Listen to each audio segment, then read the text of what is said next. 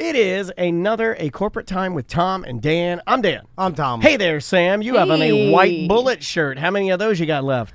You know what? I only have like 3 of these left. Good job. Good job. A lot of people don't like to wear them in public. I should have thought about that before I made so many. No, everybody's got to have that one overly spicy garment option on their website. You know, you got to have stuff like that. In fact, I would say that Tom and Dan have lost their edge because we don't really offer that anymore. Yeah. All we offer are the same lame-o. Safe for work. Yeah. Oh, it's just our logo. Why don't we just put our logo on a dad hat? Boy, that's exciting. Oh, that's fun. You guys lost your edge. We really did. We used to put out shirts where we had a muscle man with a big D. And with P. Admiral. Yeah, with Big Johnson. Yeah, we did. Did you just? I'm telling all of this, and you just yelled Big Johnson. It ain't nothing. Big Johnson at all. You just got excited. Yeah, I know. I love it when he smiles. If we can get this guy happy, because he's kind of. I'm happy. He's high on Afrin right now. You've been waging. No. Yeah, you are high on Afrin. You've been waging a war on fun on this program for far too long, sir, and I'm not going to let you get away with it anymore. And when we get him smiling, it's just a different vibe in here. On the line with us is what's his name? Tyler. Tyler. Is he going to do the thing? Is this the one with the? Is this the one with the intro or not the intro? Yeah. The intro. Oh, it's the one with the intro. Okay, let's do it. Tom wanted to do a bit. He called it Weird Job Wednesday. Dan really likes it. Tom says that's bullshit. It's another Weird Job Wednesday. What are you doing? What is your job? Are you neat? Are you tidy? Or are you a fat slob? Do you make lots of money and you sit up in your tower looking down on all the people who are working by the hour? It's a Weird Job Wednesday. Just another Weird Job Wednesday. Oh yes, it's Weird Job Wednesday. Just another Weird Job Wednesday. Thank you, Tom. Thank you. Weird Job Wednesday brought to you by Streamline Florida. If you want to do a cash out refi, if you're looking to buy a house, they're going to give you the best advantage to get a house in this market. Yeah. Also, they're in California now. Just opened up their California branch. Yes. So if you are listening in California, I know we had checked the analytics the other day because they asked me, and we got some listeners in California. In fact, we got like a little over 50 BDMs in California. Yeah, well, we got a guy listening live right now in Brooklyn doing yoga. He just said it in the chat room. So we got people, you never know who's going to be listening. A couple Tennesseans in there. Yeah, we got people from all over the globe popping in and listening to this show. So yeah, Streamline, what I can say about them is that they just make a process that is intimidating and scary. They make it super duper easy, and Brian will explain everything to you. Yeah, he likes for you to understand what he's doing. So just streamlineflorida.com. He's good at his job, and his team is too. And that's, and he's really into it. And when you're really into something, and that's kind of like part of you care about the folks you're working with. So yeah, streamlineflorida.com. Tyler's on the line. How you doing, Tyler? Good. How are you? Good. Tippy Canoe and Tyler too. What is your job, Tyler?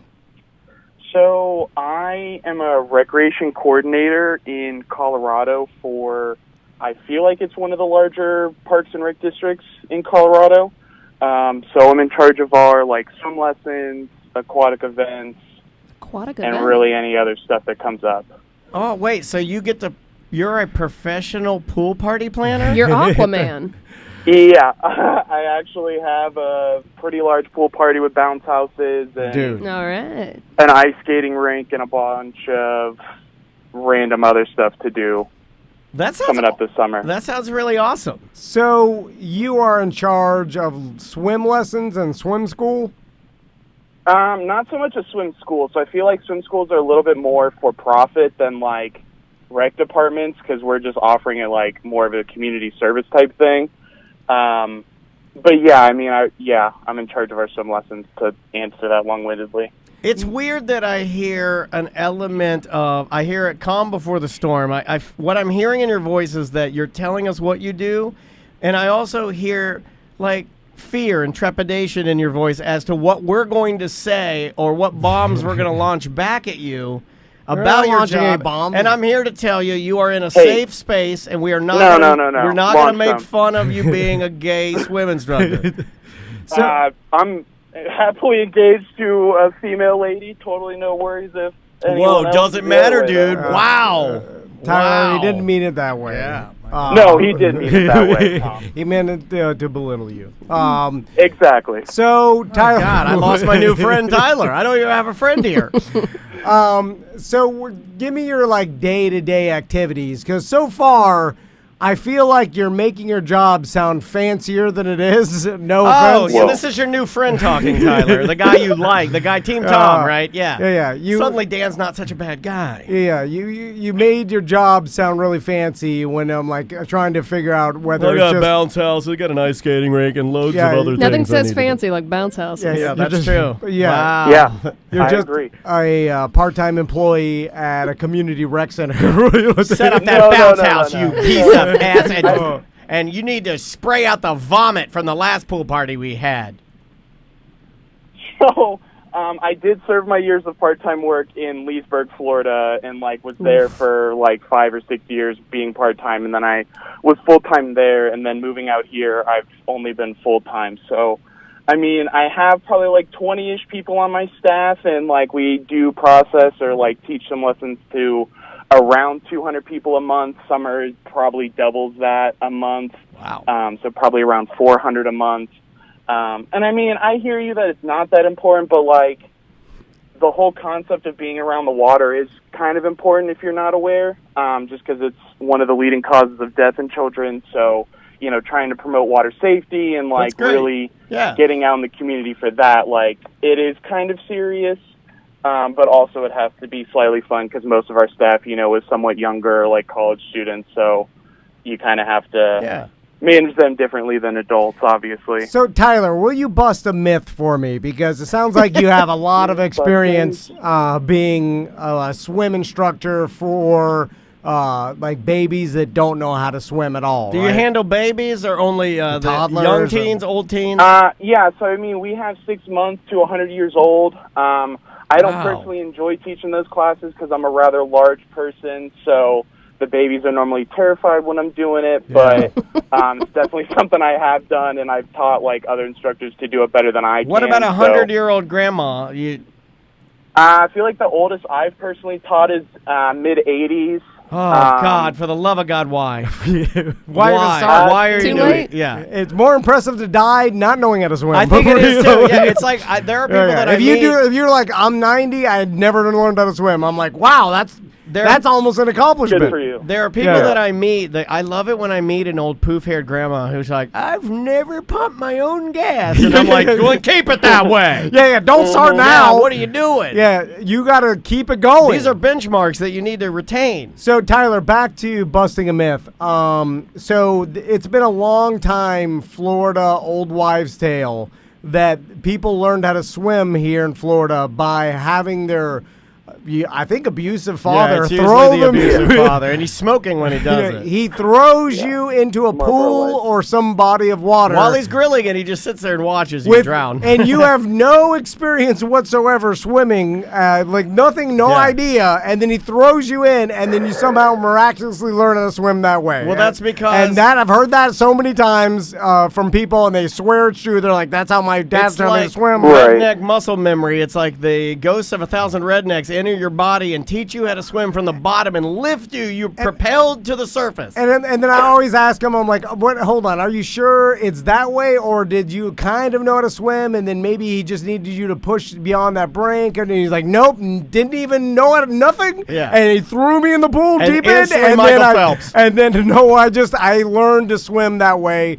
by just pure surviving. Is that even a way to teach kids how to swim? Because it doesn't seem like any instructor or professional would ever recommend that. I don't think Tyler would even be allowed to do that, right? Like if he No, did that. so 2 things with that. I'm not going to advocate for abusive fathers. I don't feel like I should be doing that. You're more than welcome to. Okay. And then the second part of it is, I mean, if you put a kid on a bike, they might figure out how to ride a bike the first time, or they might figure out how to swim the first time that you do that. But, I'm not going to go for that. I'm not going to teach people to do that because it's just the water's way too dangerous for you to put your kid in that situation. If you're going to have to jump in for your kid 30 seconds after, what's really the point in that? And then they're freaked out, and then they never want to swim again until they're 85. Yeah, and then they try it right before they die, and they love it. That's Well, the sad part. Is they have love you- it. They're like, "This is amazing." Have you personally seen any evidence of anybody learning like that? No, I work at a reputable place that doesn't do that. No. Do you deal with any of the hot springs there? I mean, I've been to a lame one in Colorado, and I would not recommend it, but was looking to go for Memorial Day. How am I answering this wrong? No, you're not. See, you're too. He's paranoid. Yeah, we're paranoid, man. We got to lower your Well, anxiety. obviously. We got to lower your anxiety. You sound like me on the phone. So, Tyler, I'm curious. Like, I've always wanted to do this experiment with Hakeem Woods because he claims he doesn't know how to swim. I And think he knows how to swim. well, I'm curious too. Right now, he's swimming in D's because, man, he is like, I've been watching his stand up lately. He's horny. when grown Good for him. adults, when they don't have any swim experience or they don't know how to swim, It's super awkward. what man. happens when they go into the water? Like, do they just sink to the bottom immediately, or can they at least? Can't you by, put two and two They like together? panic. Yeah, but They like- do the doggy Yeah. paddle. But even with the doggy paddle, you're able to keep your head above. So technically, you're like, I think you're you had not it going right. to just instantly I drown, think you right? had it right because I thought you were going to say dog pile, which is to bully them and all No, no, run no. and pile on top of them Yeah. while they're trying to swim. Well, I'm just curious. Like, Hakeem Woods falls into the deep end of the pool. He's going to try to flail around and Yeah, keep but when you himself panic, afloat. you lose your breath, and then you go on. It's Yeah, the so that's- panic. Yes, it's Sam's the got it panic. right pretty much. So, like, if they're able to if they stay horizontal or, if they're able to get to that where they're able to, like, move forward, that's not really, like, starting the quote-unquote drowning process. But if they're not able to get out of that vertical position and they're just trying to reach with their arms up like they're trying to climb a ladder, essentially, is what it'll look like, then no. I mean, it really would just kind of depend on how bad they freak out, because if they immediately submerge, you swallow a big gulp of water, like, good luck trying to de-stress yourself out of that. Have you seen grown adults like that don't know how to swim try to swim? I've and gotten I've rescued at least 10 adults between working at a certain water park on I-Tribe or, just throughout the years of guarding. let's Each talk. one's a different situation. So Do you get a uniform at all? Because I did lifeguarding, but it was always like either a private party type of deal or I was lifeguarding at like a public pool. And we Yeah. were such a small town that I always thought, okay, this is going to make me sound terrible, but I wanted the red swimsuit. I wanted the Baywatch. Or Yeah. Baywatch. Yeah. God, I can't even say it anymore without being skewed by the nude car wash. Right? That's how affected I am by the bikini car wash here in town. Baywatch. I can't even say Baywatch. So Yeah, we all know what you mean. I wanted a but- uniform. Did you get a uniform? Yeah, back in the day, so we actually switched from, the red to kind of, some summers it would be red, and then we would do, neon tops. It really depends on where you work. Some places will make you get themed to the resort or the water park that you work at, or, it's just a traditional, your rec department logo is on your shirt, and it's plain white. Every place kind of has their own thing, I guess. Gotcha. Yeah. So how long does it take a grown adult from sinking when they jump in Yeah, terrified. to learning to at least Tread water. to survive? What was that, a week? So, it kind of depends. On average, I could probably teach somebody how to do it in less than a week, but if they, have extreme hesitancies or if they're scared or, I have worked with an adult that, she struggled to even, get anything past her waist in the water. Yeah. And then just trying to, get her comfortable to get to that horizontal position in the water where her face was in took, 2 weeks of just, one-on-one work. A So, lot of people don't like water in their face. no, like it's they- not enjoyable at all. Yeah, a lot of people like submerging yourself or going completely under. A Yeah. lot of people can't do. I know friends that can swim, but even get they just don't like because of water. Instantly, water's up their nose. I'm like, how are you even?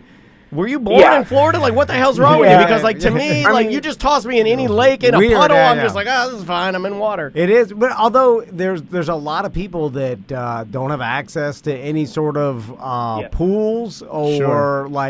they swimming. They didn't grow up around pools. There was no, Yeah. and then so you get to the age of 14, and you're like, I've never swam in a pool. Or Yeah. something. I mean, it seems ridiculous because we're in Florida, but it's not. socioeconomic too, and then it's like there's not that many. I mean, how many community pools are there around that you could use? We're pretty lucky because it's hot around here, but you have to. Here's the thing about them is that like you would ask that question and be like, "There's none around here." There are, but you just got to research them. You know what I mean? Like you would have to go to some effort to find them, and we're lucky. You gotta have someone to drive you there too. You know what Yeah. I'm saying? Like, Yeah, I mean, there are a bunch around Orlando, but again, like, if you're, like, a 10-year-old kid that's just riding their bike around the neighborhood, you got to find, $4 to get into the facility? Yep. Now your friend wants to come, now you're at $8, so you probably got to get a drink and some chips to, like, eat lunch. Like, I mean, yeah, it's cheap, but it also, like, just seeing from working in, like,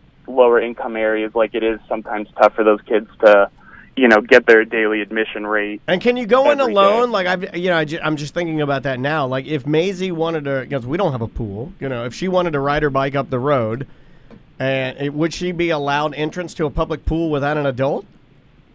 Most places are typically, like, 12 or 13 is kind of that age Gotcha.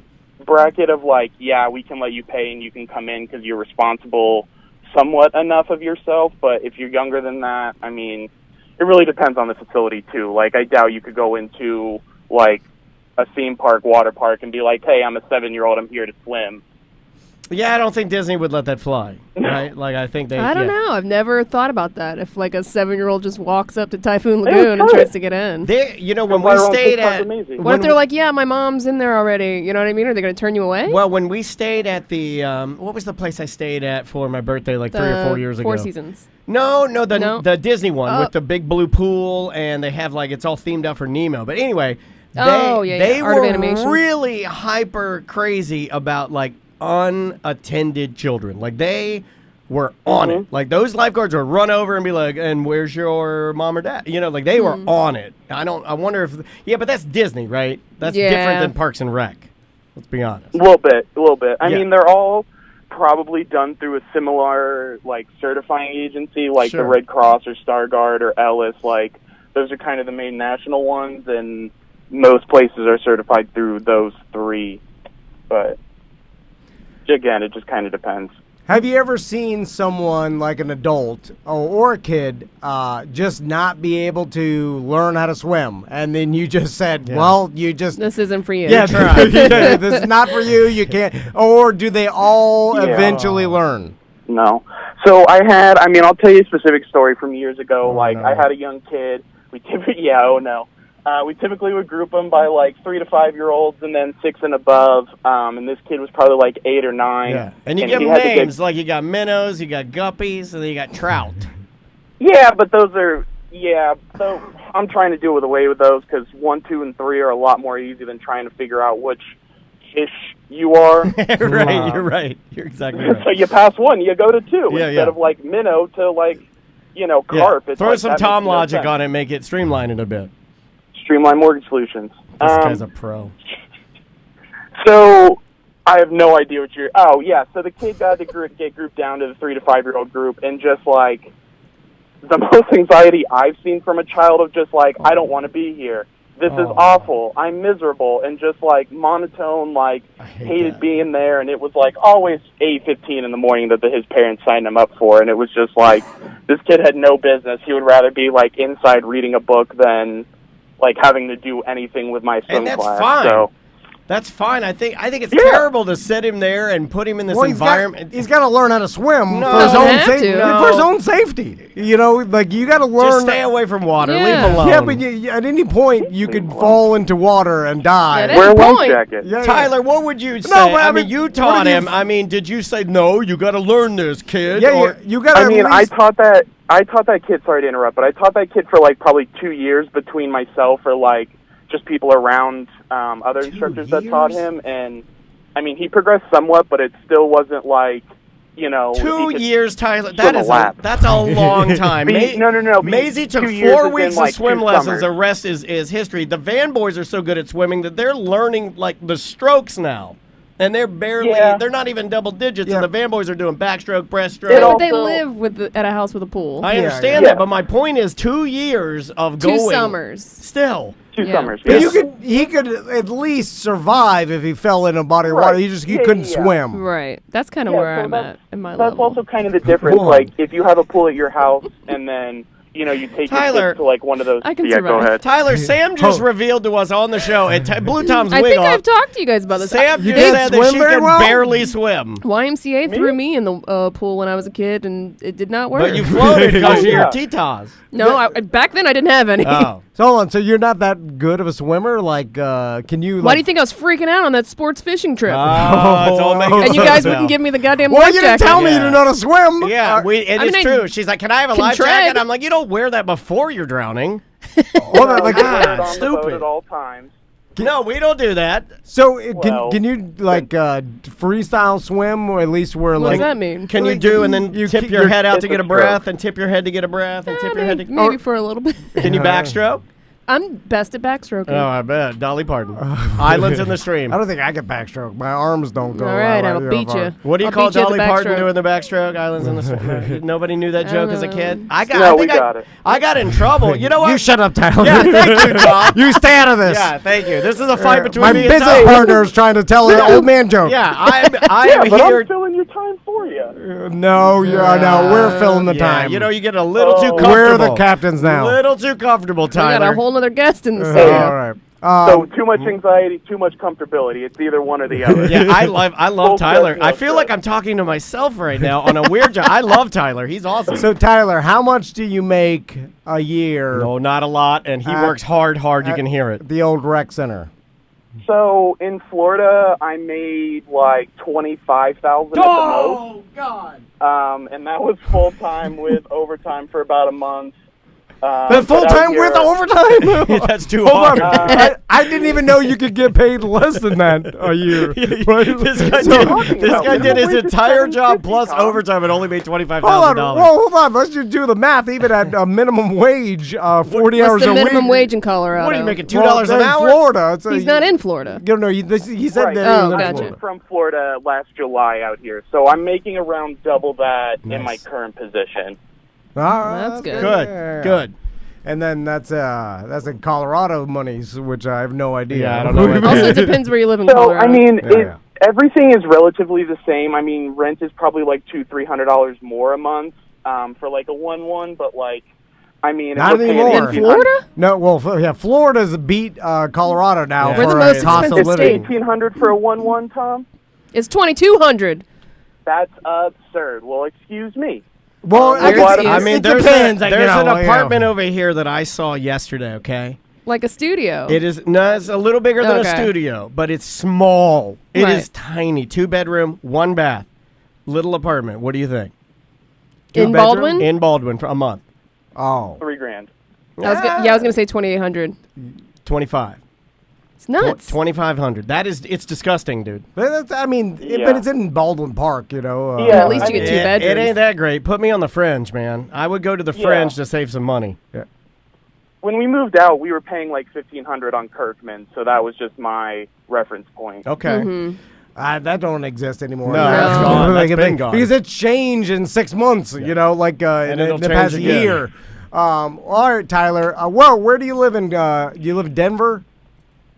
I mean, no and yes. I mean, I live in Englewood, which is kind of, or Inglewood. I get critiqued on my pronunciations because I'm from Florida, You're but fine. it's kind of the south side of Denver, and then I work up in Arvada, which is like northwest, and then you pass Morrison or Red Rocks every day on my drive, so that's great. That's pretty neat. Oh, yeah. Yeah. Well, that's part of hey, the day. thanks for your time, man. I like the amount of thank you. details and I like the energy that you brought to Weird Job today. Thank you for doing that. Yeah, well, then listen to my show that you guys will never listen to. I will. Wait, you got a What's podcast? your show? You got a podcast? You know what? I knew this Swimming guy. with Tyler. I knew this guy had chops. He's good at this. What do you do? So I had an old show called Working on a Show that was terrible, and like it was just me getting drunk with my friends, and Familiar. Yeah, familiar. Yeah, and then Dan always railed about like that's low quality, poor quality. You got to have a process. So trying to rethink a process. So I came up with a daily variety show, and then it's themed kind of with a retro logo. kind of derivative, and then I try to have an interview, and then one of my friends on as like a co-host type thing. So, daily variety show. All right. Daily variety show. Okay, Good I was luck. gonna say Meghan Trainor now has a podcast called Working on It. So I know it's rather upsetting. It's rather upsetting. Yeah. I think it's a good time. People are looking for content out there. It's hard to find. Yeah, you know, well, there's and- very few podcasts right now. Yeah. There's yeah. like 4 podcasts out there, and like we're really trying to break through and make like $5 a revenue a month. Okay. Well, good luck with it. Hey, yeah. link me. Email me a link, and I'll check it out. And don't ever laugh like that again.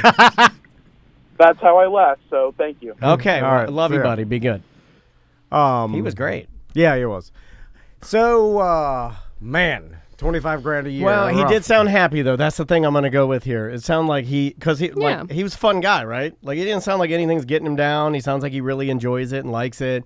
He likes teaching the kids. He is doing a good thing. It's a good one. Yeah. That's one of the only ones we've done that's proof that it's really important just to like what you do. yeah, Also, if you're making 25 grand a year and your rent is $1,500 a month, there's not much left over for anything he else. had to have had roommates. Yeah. Because it's almost after you take out taxes and all the stuff like that. It's basically all your entire paycheck Yeah. is going to living expense. I don't know why I was thinking about this. It just ties in perfectly. I was thinking about the first house I bought yesterday as I was leaving the doctor. I don't know why I was thinking about it.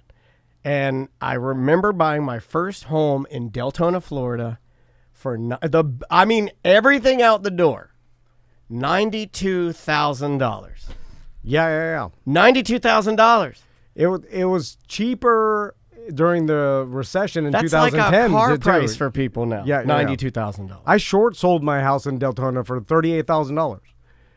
With a pool, 3-2 with a pool, $38,000. House. That was a party house. I mean, I short sold. I mean, some company that just resold it again, but I think they resold it for like 72 grand. So they just flipped it instantly. But even like 72 grand, it's insane. Yeah, it's crazy. We'll never see that again. No. All right. Take a little break. Yep. Bye. Welcome back to A Corporate Time. We've got a Fringe guest in studio. We do indeed, and I have my paper with me, and I love it when we get these papers, my little bio of our Fringe guest, and at the top it just says Keith, and I'm Yes. assuming that's who we're talking to. Yes. How you doing, Keith? I'm doing wonderful. How are you? Great. So tell us about your Fringe show. And Yeah, a little bit about yourself, because like normally when we have Fringers come in here, we go like, hey, and I did it. I'm like, how's Orlando treating you? And you're like, you're an idiot. Born and raised here. Should have read your bio, the one that said Keith at the top. I should have. I'm completely ill prepared, but I'll defer to you. So born and raised in Orlando. Is fringing something you typically do, or is this a new thing for you? I have done Fringe before, but not in Orlando. I've done Fringe shows over at Rochester Fringe Festival when I was in college over at RIT. Okay. That's when I had the privilege of showing my show there twice, and it was good. And that's when I heard about Orlando Fringe, because I know it's been around since over 30 years now. Yeah. And Yeah. this is my first time hearing about it, so. Well, tell us about Becoming Grandma Cat, your show, and also the Florida Deaf Theater Project. Okay. Because you are hearing impaired yourself, correct? Yes. All right. And what does it take to qualify as officially hearing impaired? Is there any sort of impairment, good or question. does it have to be a certain percentage, or how does that work? There's a certain percentage. I'm hard of hearing, so my hearing is 50% on my right and 80% in my left ear. Yeah. Well, you obviously hear me pretty well, Yeah. because you're listening better than my kids do. And I think they can hear perfectly fine, but they do not even You might wanna respond get to that me. checked. Yeah, I was going to add in my wife as well. Maybe even you guys I was going to add in there, as Yeah. Keith seems to be having no Well, problem. he's attentive. So are you reading our lips too as well? I am. Okay. I am.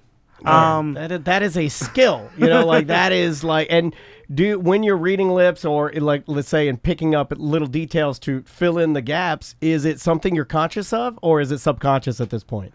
It's at this point. That's dope. I usually will get the whole sentence like like within 10 seconds after someone speaking. You Man. must have had a rough time during Corona, right? Like I with did. everybody a mask on. Oh Yeah. my God! Didn't even think about The that. entire world, you're like, I can't hear you now. No, You- stop. God. That's why a lot of people chose to use the clear face shield so that you could see the mouths. Oh, I thought that was your Trumpy. I thought that was a Trumpy thing. No. And I also work at Disney World. Oh, nice. I'm currently the manager over at All Star Music. Oh, right on. But before that, like last year, I was working at Magic Kingdom as a supervisor of the restaurant, and we had like plexiglass and a mask, so it was hard to even hear or hear what they were saying. I had to like go out of the plexiglass to hear what they were saying, so it was a mess. Yeah, Oh, it must man. have And been I'm a nightmare. sure, and yeah. one thing I'm confident of is that everybody, when you had to come around the glass or say like, "Hey, can I?" I'm sure everybody was really nice about you needing them to. Hey, I'm trying to help you here. Maybe if you help me a little bit, I can help you. I'm sure everybody's kept their cool, and I'm positive that they were sweet and kind, right? Yeah. My God. Yeah. Well, hey, we're really glad to have you here. So tell us a little bit. That's great. That's a great opening. So tell us about the show Sure. and kind of how you weave your tale into that. Okay, so the show is called Becoming Grandma Cat, and it's about a man named Keith, About Keith. who is a TikTok social media influencer, and has been caught in business with two other business partners who are in the urban Bitcoin. And for I some feel like reason- this is going to happen to you, Tom. Oh, it Becoming already Tom has. Van. This sounds like his story. I have all the urban Bitcoin merchandise in my trunk. And for some odd reason, one person got shot, and Keith witnessed that whole thing. And the FBI was concerned about Keith's safety, so they put him in witness protection program. And now Keith is now working in a diner as a elderly woman who was deaf, and is in a Midwest location. And Grandma Cat is going through his journey, meeting different people and have some challenges. Also has a chef who likes her and she doesn't like him, and also falls in love with one of the waitresses. because you're Keith playing the part of Grandma Cat. Yeah. And Because you're in witness protection. Mm-hmm. This is my kind of. Yeah. I like this. I like this tale. and it's a one-person show, and it's my first time doing that. That's awesome. I've done other shows before, like with a cast and have a dialogue, but this one's like very challenging. Yeah. That's awesome. Keith, do you remember, and I can't remember how long ago this was, but when someone like snuck and pretended Yes. to be a person doing sign language, was it for some politician or someone important or like some Super Bowl? I Yeah, forgot what it was. This was has happened multiple times. There was Yeah. like someone Where they were signing, but they didn't actually know sign language. Yeah. Like Like the scammy interpreters will get up they there. were and- faking Oh it. yeah. Yeah, Oh, they're definitely. Yeah. And- Yeah. and That's a happened thing? multiple times. Yeah. which is crazy because One was like the Olympics, and then there was one that was like some kind of news conference. It happens quite often. Yeah. Yeah. and It then- wasn't it a COVID. Could have been. I think it was a COVID press conference, wasn't it? It was something And then like it that. was somebody up there, and then they didn't know what they Pretending- were doing, and they Yeah. were like, You just wave his hands. yeah, out, just like, being people like- disrespectful, really, Yeah. is what you're doing. I So mean, what I was going to mention about that is because when I see you talk and you're doing sign language too, it makes it's- me want to know it. Well, it's also it's instinctual for you. Like as you're talking, you it's almost like your hands and you talk Yeah, simultaneously it's perfect, yeah. because you've been doing it for so long, right? So that's I think like a tell for someone doing sign language. Like it's instinctual Yeah. and it goes along with your expression and what you're saying. It's authentic because you can see the yeah. cadence of whatever you would do with your mouth. It's the same with your hand. You see Like, the cadence. It's really cool. I think you could tell if someone's faking it. That's all I'm saying. Like someone maybe Yeah. be like, "Oh, you could just do anything because no one really No, knows." Like you for can't. us, we don't know, but I could tell you know. That's how I could tell. I could tell if someone's faking You it. would know instantly, right? Yeah. Yeah. Well, yeah. Well, of course, but I'm just like, I mean, I could just tell the way you do it. It's instinctual, and so how that someone could fake that and everybody not know, like, I feel like you'd be like, this guy doesn't know what he's like. That's all fake. Yeah. You know, Is it difficult to learn sign language? Not really. If you want to learn and want to study, it's probably anything. Probably easy. Yeah, yeah. Right. It's something that like I was watching baseball the other night, and we had a pitcher. I know you guys hate my baseball stories, but this one it's on brand here. That we had a pitcher that was really screwing it up. He's really stinking it up, and he threw a ball, and then the guy hit a home run, and they panned to this deaf guy. And I have never seen, and they had to pan away because he was he was doing very unsavory. He was doing it like he was mad. No, he was cursing. Cursing in sign he was language? cursing. And then the guys that were like calling it said, "Oh, we're gonna have to cut off of that guy. Very obviously very angry." But it was funny that like he was making the gesture of like a not nice gesture with your hand to your. He was talking a little bit, but then he also threw in things that I knew as slang, like, we shouldn't be doing that. You know, like it was like there were actual signs in there, but then a couple that I knew, like, you know, bottom half of genitals to mouth or pointing at butt. You know, those are easy ones. Yeah. I think anybody can do it. Anybody knows yeah. what those mean. And I see a note here that this is not ASL interpreted. Well, that just means that there's no one on the side doing Right, sign language, right. but you are doing sign language as you speak in the show. Right. So That's then, cool. so someone who was deaf or hearing impaired could follow along just with your own sign language. That's super interesting. That is. Is it difficult, and I imagine it is as a stupid question, but when you're acting on stage, is it easier for you to act with someone else who also knows sign language, or it doesn't matter to you? Definitely. Because okay, Definitely. so because I imagine that you pick up enough through reading my lips and from what you could hear to understand what I'm saying, but you may miss some things, or like people turn around or like cover their mouth, Right. Yeah. you know, and then Or mumble. Yeah, so then you're probably having to do a bunch of calculations to understand, like, I get the gist of what this person Or is it takes saying. you a little longer. Yeah. But this being one man show, is Super this impressive. Is this like a fictional tale you've always wanted to tell? Like, what was kind of the defining factor of why you wanted to do this? Is theater or fringing? Is that something that you've always wanted to do, or is this a background of yours? This is part of my long history of theater experience. I was first inspired by Tyler Perry with Medea character, and I performed over at my high school at Florida School for Deaf and Blind. We did a Black History tribute, and I did a Tyler Perry skit, and I dressed up as Medea, and people fell in love with that. They loved it, yeah.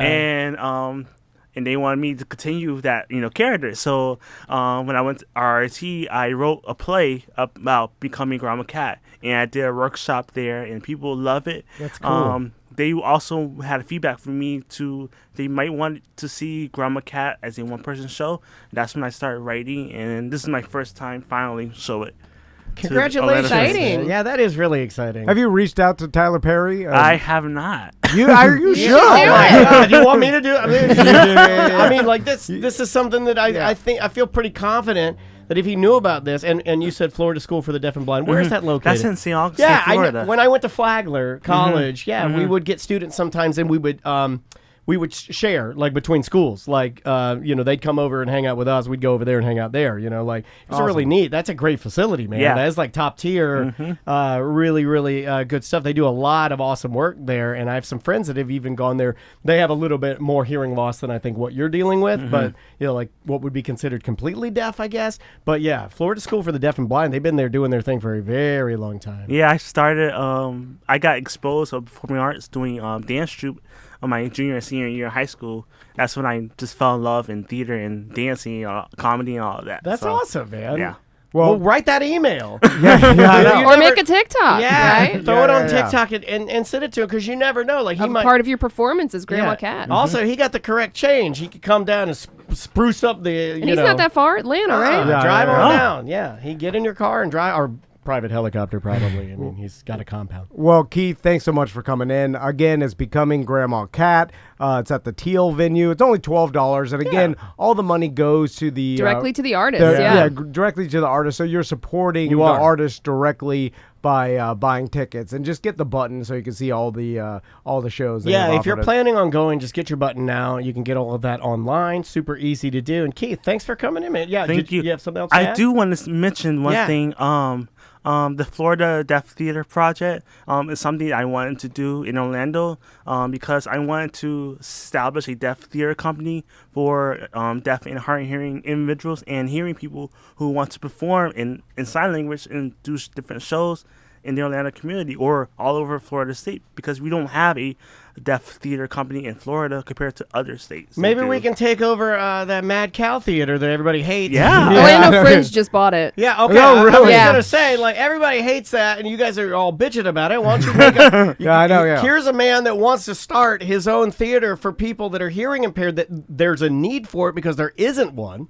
Let's just do it. Just No, flip 100%. Where can people find more information?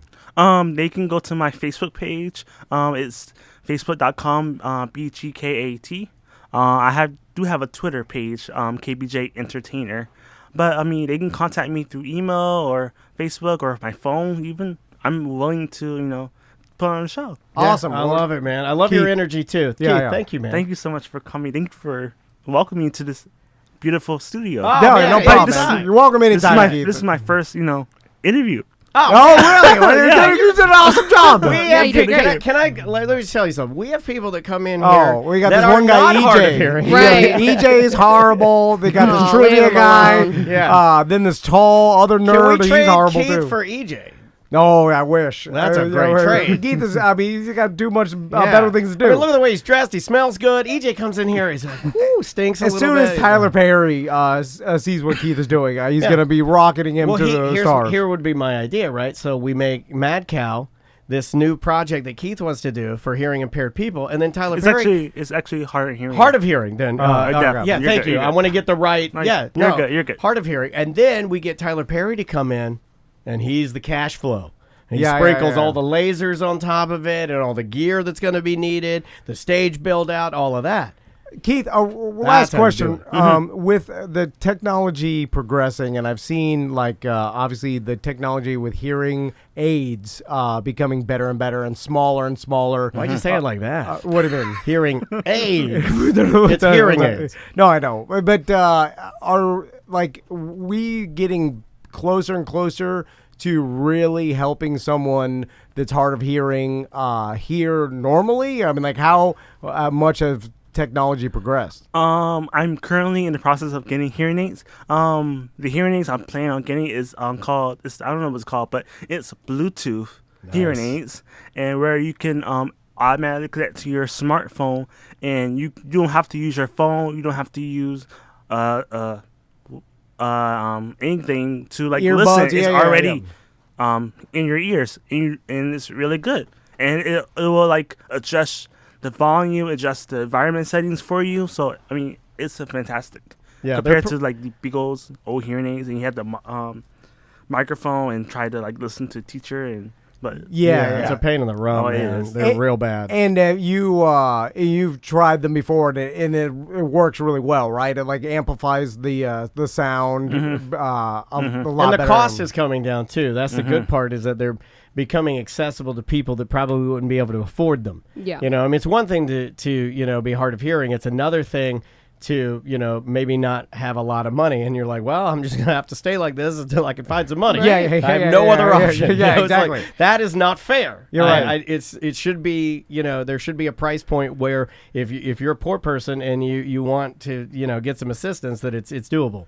Yeah, no, you're right. Somebody's like, oh well, these are $13,000. I can't. No, I don't buy that. I don't buy that. that. When you can go to T-Mobile right now and get an iPhone for free because you opt into the plan, you should be able to get a free hearing, whatever device that will assist you for free. That should be just a thing that can be done. I don't understand why. Then what happens if one falls out in the toilet or something? It's like gonna happen. my Apple AirPod, I jumped Fell in in the toilet, No, didn't it? I You jumped in the pool. toilet. I jumped in the pool. Now my left one doesn't work, and then I put it in the rice, and that doesn't fix it. We're not supposed to boil the rice. Oh, Keith, thanks again for coming in. We appreciate it. Thank you. Yeah, go see him again. $12 at Teal Venue. Becoming Grandma Cat. We'll be right back with more A Corporate Time with Tom and Dan momentarily. Welcome back to A Corporate Time. Tom in the break just yelled, I can't feel anything. Is that across the board? Or Physically and or emotionally. just in your hands? You know, with my hands, I drop stuff all the time. It's weird. That's It's like, what really, really old men do on those commercials for drugs that you take right before you die. Like Sky Rizzy.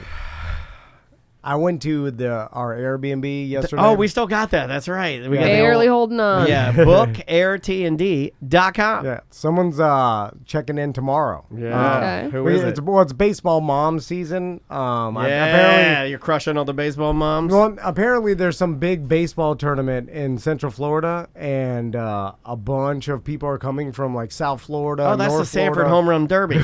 Something like that. Apparently, like my cousin and her kids are coming up for it.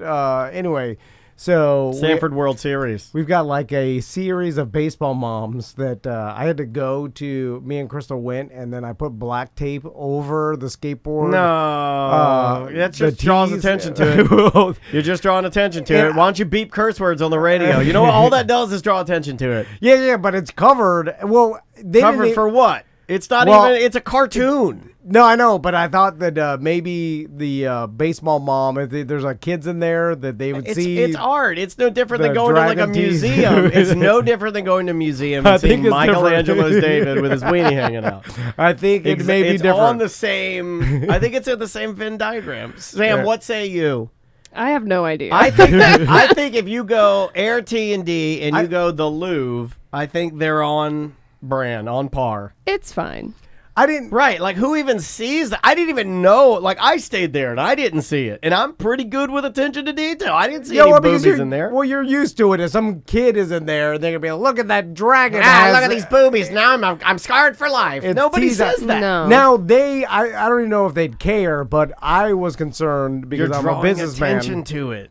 You know, but now it's covered, so they can't say that. Would you throw a towel over it? we put put a black electrical tape on it, That's so that looks ghetto. trashy. Well, but, Trashy. Typical Castleberry fix. well, I did that because I didn't want the bad review on our Airbnb page of like some mom saying Loved like, staying here That's their fault except for for the booking it. cartoon T words for boobs. well, we said that the house is decorated. Or my wife, like I'm not. Crystal's doing all the work. Right. I'm the janitor at this point. Oh, yeah, you She's- really You're are. not even the janitor, though. No, he's Schneider from we have a cleaning lady. No, he's Yeah, Schneider but I from do the. I'm the handyman. handyman. one day at a time. Schneider, you go over there, you charge. yeah. Hey, Mrs. T, I charged up the Ring doorbell and installed it. All right. I was working on the the sod out there. I put the Wait a minute, sprinkler you're not system the in. yard guy. No, but he just cuts the yard. I'm doing the sprinkler system. Well, why don't you cut it yourself? We'll save a little money. Well, it's gonna be cut once a week. I got to drive up there for drive once a over. week. You've been It's a driving over there once a That's week true. to charge the Ring doorbell.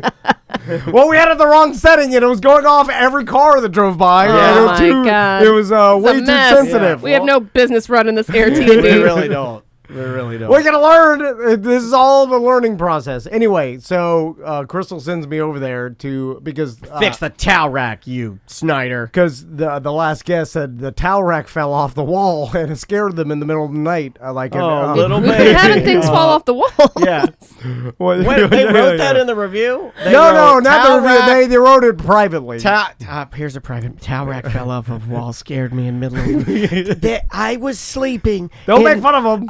I'm gonna make fun of him. I was sleeping. Well, they probably never stayed. I was sleeping in the T&D Airbnb T&D, and a towel rack fell down, and oh my God, I thought it was a burglar's. Go get out of here. Well, imagine if that happened. Samantha would be scared S-less. I already thought the place was I haunted. Yeah, think yeah. Samantha might be more scared of things than I am. Yeah. I think she might be. Well, you're scared of Weird thing. I'm scared of weird Of things. tiny Yeah. cancer cells. Yeah. Well, everybody should be scared of tiny cancer cells. Yeah. Samantha's scared of, Yeah. Butcher, I- the yeah. Butcher of Sanford. I'm coming to scared of get her. I'm scared of small cells of cancer and also large cells of terrorists. I'm scared all the cells, from cells to cells. I'm Anyway. scared of them all. So I get there, and what the problem is? How long did it take you to get there? And how many emails did you send where you're rocketing down I-4? No, I go up 1792. That's too slow. You go on I-4. No, well, I can answer more emails at stoplights on Okay. 1792. Be Anyway, careful. Be careful. I'm stopping, and then I start going, oh, Santa. Do they toot the horn behind you? No, I always do my emails like up. I don't look down because then you can't see. Oh, so you I hold it in so eye. Oh my I can God. see the light turn. So or you're typing at a like you're keeping eye a level. soldier's eye level. Okay. I write the emails up. Anyway.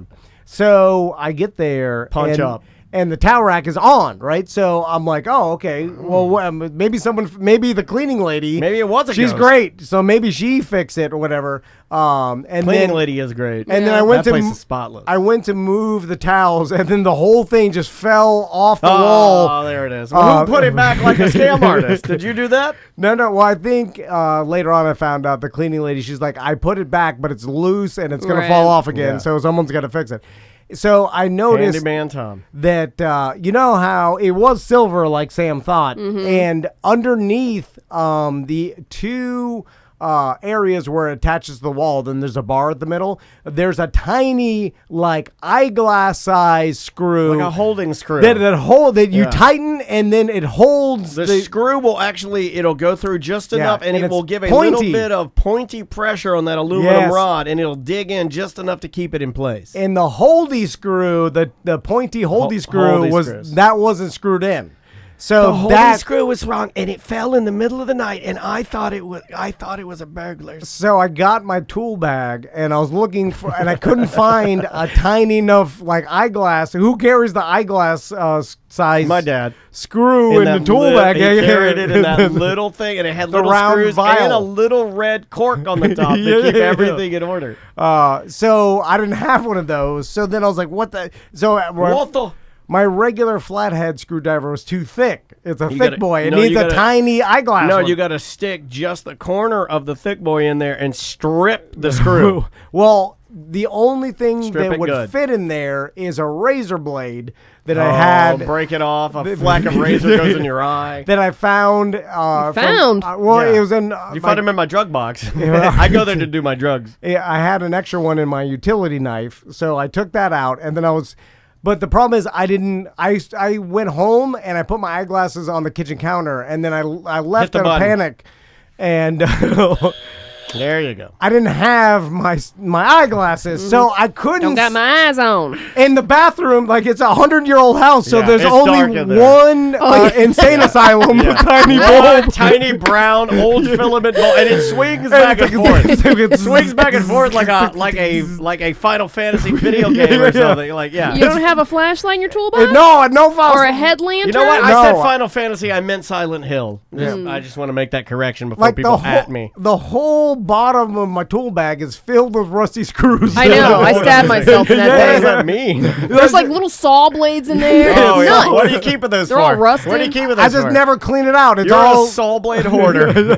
it's all rusty screws and some other nothing that I need. No. Yeah. Nothing in there that I ever need. I always like wow. I look through the And whole you're thing. like, oh, it's dangerous in there. I stick my hand in the rusty screws. Which You're for sure getting tetanus. no, I already the got shot, it. You man. can't get it twice. yeah. That's what I tell you.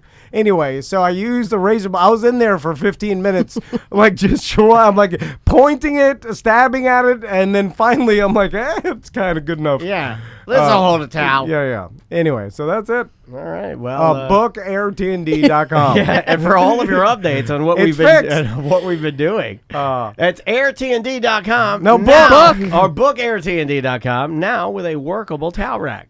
Welcome back to A Corporate Time. We've got more Fringe guests. We and do. This one I'm excited about. I'm because excited because I'm going to try and pronounce trumpet it. player. I'm going to try and pronounce it correctly. You're right. We have a musician in here. Yeah. You are a classically trained trumpet player. And I am a Suzuki. That's the only method I learned how to play. Wow. I'm a Suzuki method trained flautist. But we have a bigger musical virtuoso. group. A virtuoso. Yeah, which I'll never be in my entire life. Yeah. I'll never Oh, I thought you were talking accomplish- about me. No, Oh. you'll never be that either. No. Yeah. We both will never be virtuosos. Well, in your field, you probably are. No, But we are both, no, sir. We No, are sir, not we're virtuosos, but we're definitely suspiciosos. No. True. Right? No virtuoso, double suspicioso. With us on the couch from the show A Solo from the Pit, Elias Fangish. That is correct. Did I hit wow, the name? you got it. You I got it, right. baby. I love your name, man. That is Thank you. Where's the origin of said name? Well, I'm from Sweden, so this is kind of European thing.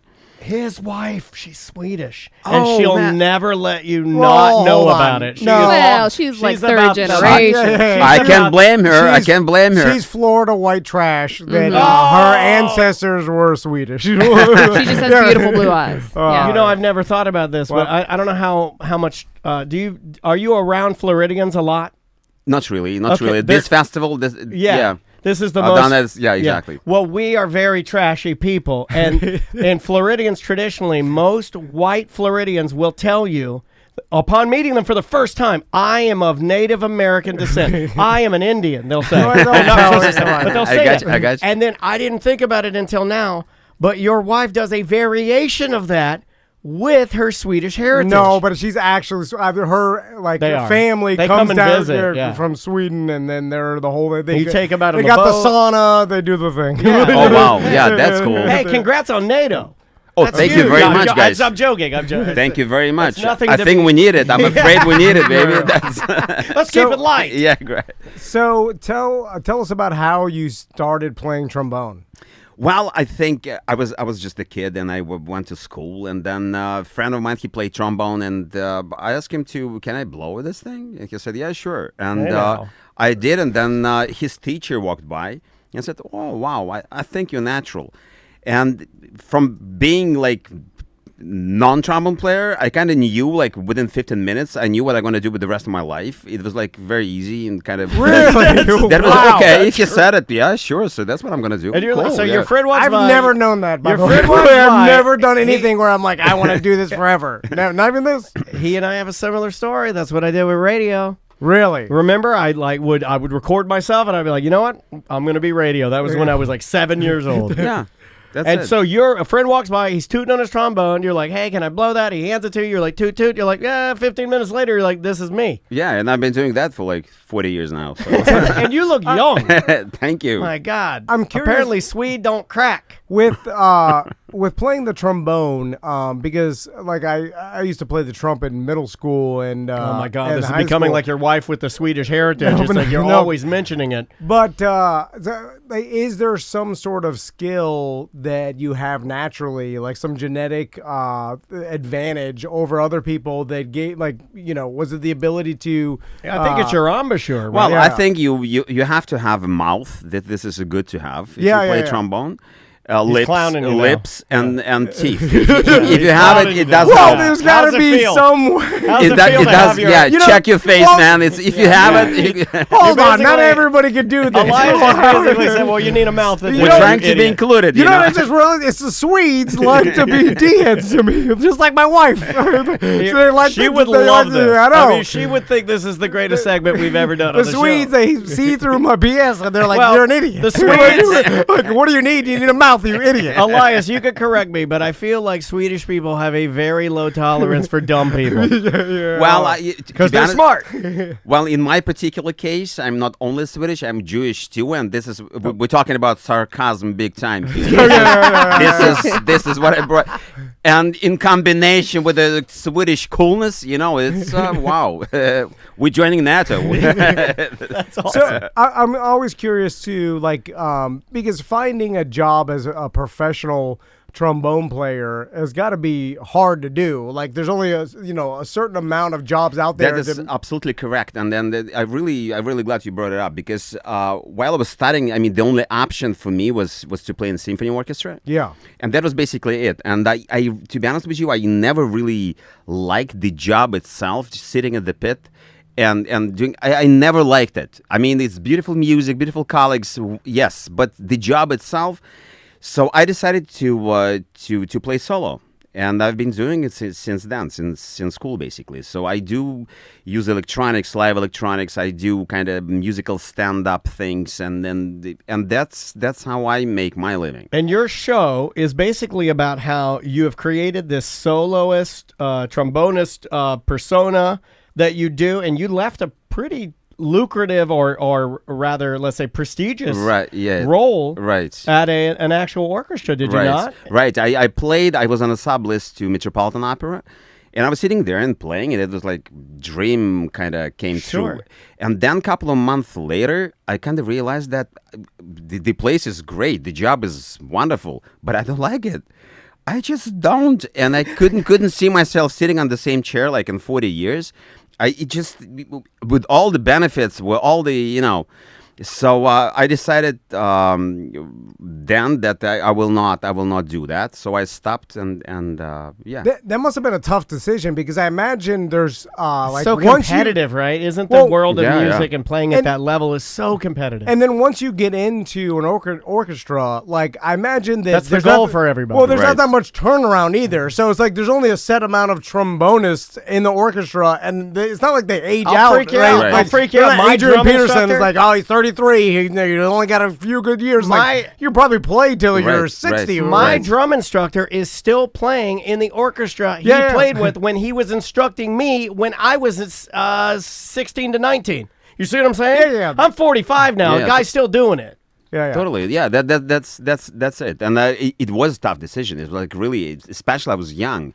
It's really hard. Your parents, they push money into you and the energy and the stuff and the supports you, and then you say, you know what, screw that. I'm gonna do something else. Are you crazy? They did support me all the way, even that, but they really wanted to make sure that this is kind of conscious decision. If you really know what you're talking about, I said, yeah, I think so. They thought you Okay, were let's go crazy. for it, man. Yeah. Exactly. They wanted to check, and I'm really grateful that they support me through You even have a that story transition. like that. Yeah. This guy, when we were deciding to start this company, we would have people that would reach out to us. You, namely, I remember the story of someone that was like, "Are you sure you know what you're doing?" Remember that? No, that's my mom. Yeah. She's like, you are too dumb for this. I know more than everyone. You're not Swedish. What are you doing? But you cannot, please don't know. There's you screaming no, and I was like, I can do it. Anyway, so That's hilarious. What's interesting to me too is like I've never heard like I feel like the acoustic guitar has been used for a lot of comedians and like one-man shows and stuff where people play acoustic guitar and then Right, sing right, comedy right. songs. There's some of those shows right now at the Fringe Yeah. Festival that you can see where it's a gentleman with a guitar doing stand-up and telling tales with a guitar. Never heard of it with any brass instrument at all, No. like much less like But you know trombone. what? It depends how you look at it. I mean, from one point, yes, absolutely. It's but then there's no competition. And Exactly. it's Yeah. even Super more fun. interesting, yeah. Yesterday I played open mic something. It was Musical Monday or something, and everyone was singing kind of musical stuff and rock covers. And I'm coming up on the stage with a trombone, and this is okay, all right. And I think I killed it. That was because it was unusual, and if you do something which is good, they do appreciate it Yeah. and they like it because you kind of stick out. So I think it's a positive thing. I look at it as a positive thing. I do too. It was you unique. stand out. Yeah. Yeah, exactly. They kind of get you get their attention right away when they see this big shiny thing. It's just Here's another thing I like about the trombone. It's only as exact as you are. And what I mean by that is like with other instruments, even drums, like when you hit it, it makes a noise. The trombone with that slide, you can bend the note, you can be flat, you can be sharp. It's only Right. as exact as Elias is, right? It has everything to do with your feeling. It's and like voice. Yeah, it's like it is like a singing- voice. Exactly. So if you master it like you master your voice, singing Yeah. voice, it's pretty much the same. like even like when people are playing the stand-up bass and there are no frets, it's wide open. I like the fact that it is only as detailed as you are. Yeah, like, no, yeah. and that There's to me play is there. right, and that to me is ultimately harder. Yeah, like yeah. when you're playing the note C. It has to be, but he's doing that on feel. He's not doing that because there's just a button that says C and he just holds Yeah, his finger yeah, to it. yeah, He yeah. literally has to know that, and I like that. I've always liked that about trombone.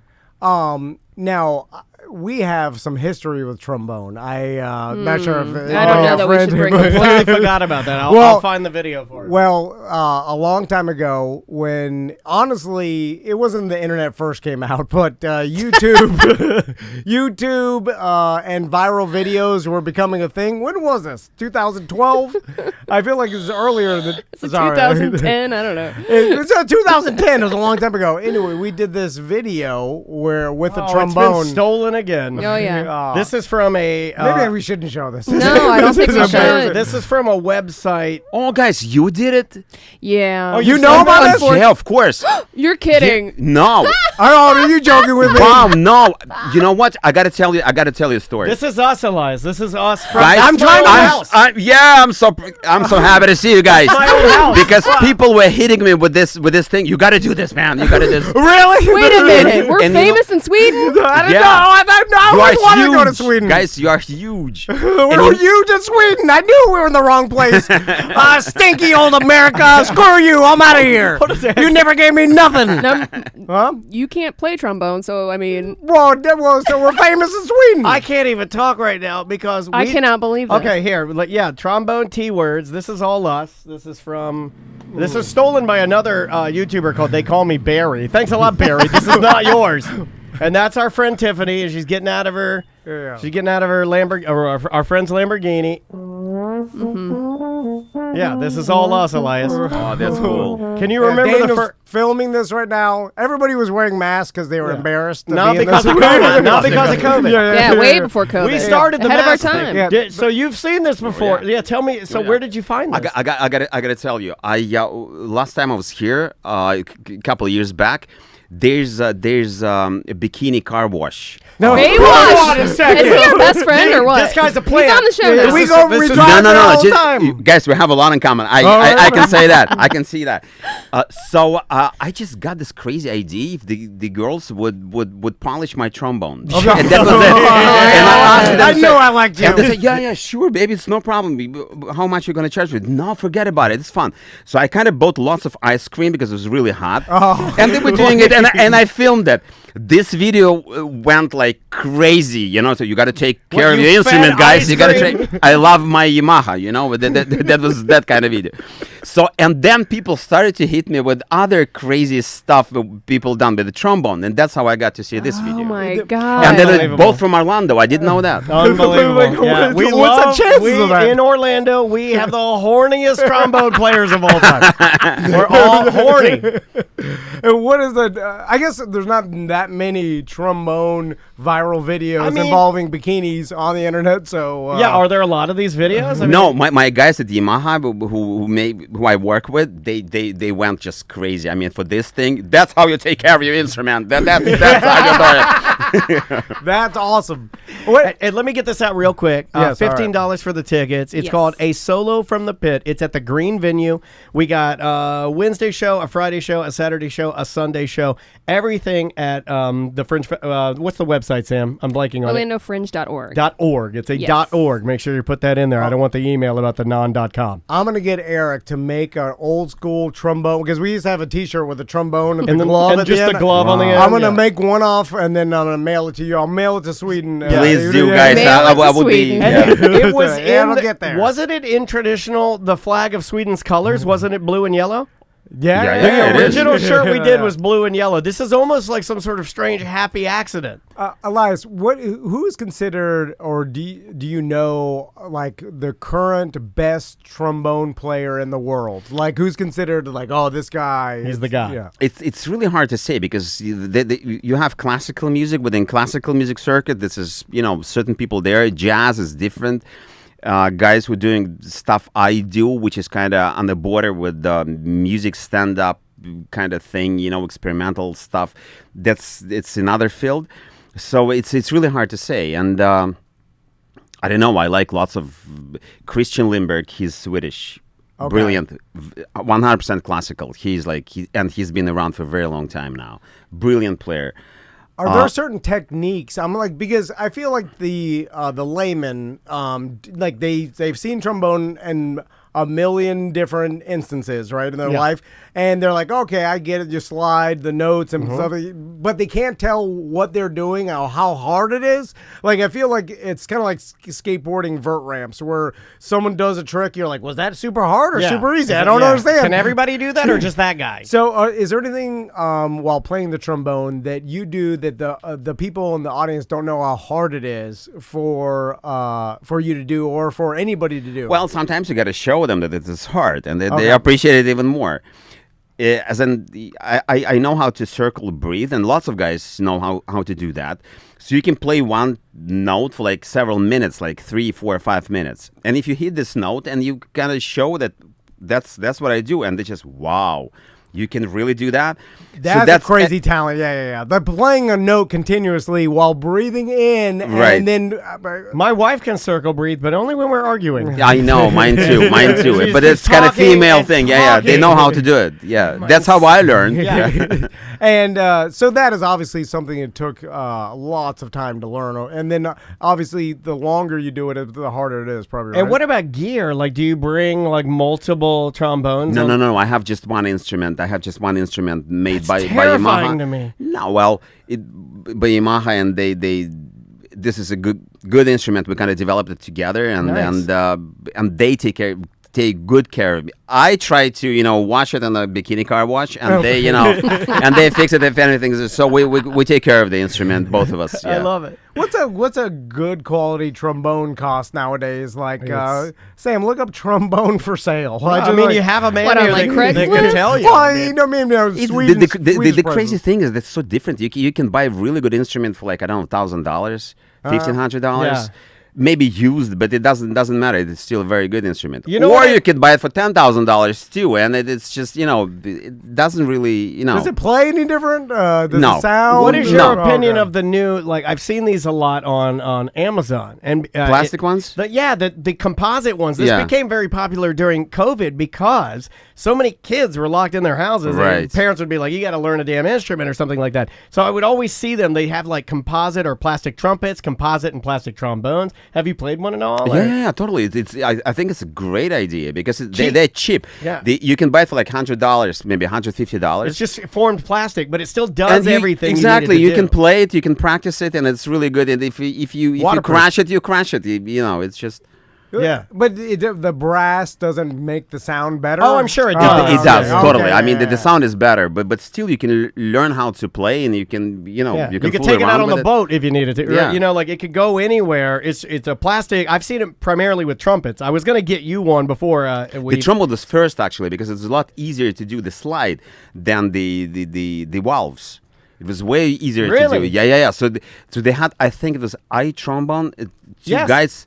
Two guys from outside London. So they just decided to make it, and they did it. I think maybe 10 years ago, Yeah. something. and it took And off. it took off like big time, like really. Really? I wish Yeah. I thought of like because it makes so much sense. It's like, well, people can't afford it. You can't buy. When I was coming Yeah, up, all the kids wanted a Bach. I want a Bach trumpet. That was the Right. name brand. I don't even know if they're Right. around anymore. But I know It is. It's a good instrument. I know yeah. it was super expensive though, and so our first chair guy, I remember he got one for Christmas, and his parents were like, I think they threw down like $800. This is like in middle school. Yeah. And we were all like, what? Like my drum set didn't cost $800. You know, I was just like, this is ungodly. And then I wish that at that time I thought like, you know what? You could make this out of like polyurethane or fiberglass and save a ton of money. And then everybody, like whether you're deep inner city poverty or out in the middle of nowhere in the wilderness poverty, you can have the same instrument everybody else has. It's just plastic. Right. Elias, real quick before we go, what'd you do during COVID when everything was shut down? I'm sure you weren't performing, especially in Yeah, Europe. well, in terms of performances, live performances, everything was Yeah, kind of stopped. However, I did work on 3 new shows, Nice. and I was really in contact with the guys, with the people who actually buy my shows, you know. So we kind of pushed it, and when it finally kind of opened up the society, so I had so much work to do, like from last summer until now, it was like non-stop thing. Gotcha. Congratulations, man. That's Thank you. awesome. And I knew the guys like around the circuit. They did exactly the same. Okay, you don't play live now. Work on something new because otherwise you don't really have time to do that.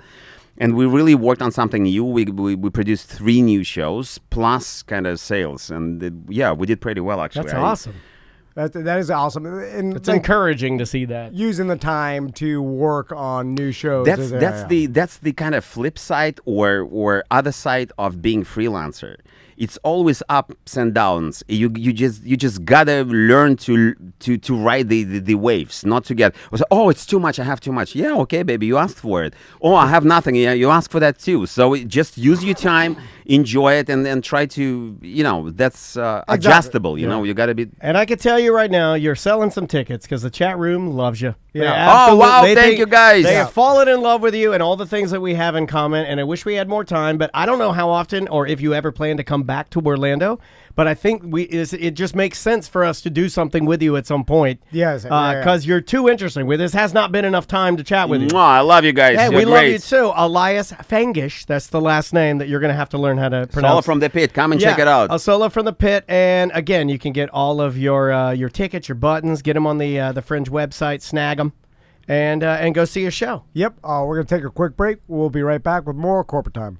It is a Corporate Time with Tom and Dan. I'm Dan. I'm Tom. Samantha, our producer, is here. Samantha, we are, let's say, thigh deep into Fringe Festival. Yes, we are. We are doing it. And we have more guests. It continues. Yep, and we have guests from a Fringe show called Constellations. Jerry and Julie are here. How you guys doing? Good. How are you doing? So, Jerry, you're a BDM, right? Yes, sir. Yeah. I could tell in your eyes How as soon could as you you walk in. I know the difference. Yeah, I could. If anybody is a BDM or non-BDM, I could just tell by them walking in and looking me in the eyes.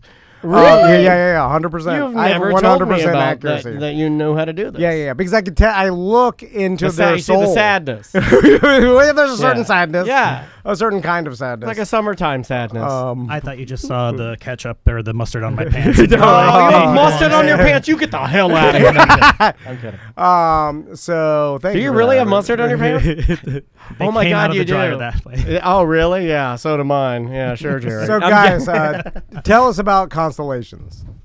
So Constellations is this really beautiful kind of multiverse time-traveling rom-com that we saw. I saw a couple years ago when it was in New York with Jake Gyllenhaal and Ruth Wilson. And when Fringe came around, I know you guys bring all the artists in, and it was just a story that always kind of stuck with me, and I was very fortunate to have two incredible actors that I did a show with before they went to Boston, and they just came back. So that's where Miss Julie Snyder comes in. Hi, Julie. Nice to meet you. So what is like the idea of the show itself? So essentially, it is following two people. It's Roland, who's a beekeeper, and Marianne, who's a physicist. Beekeeper still ties into our show. That was our show. It's weird. There's just too many What's things. going on today? Yeah, it's just weird stuff. Okay, you had me at beekeeper. And pretty much it shows all the choices that they make in order to see if they can make something work within the two of them, but also every now and then the universe steps in and gives them another opportunity by giving a little nudge. Okay. This is right up my alley. Yeah, Multiverse. well, you love time Parallel traveling. existences? Yeah, and you're a sucker for romance. This is all you.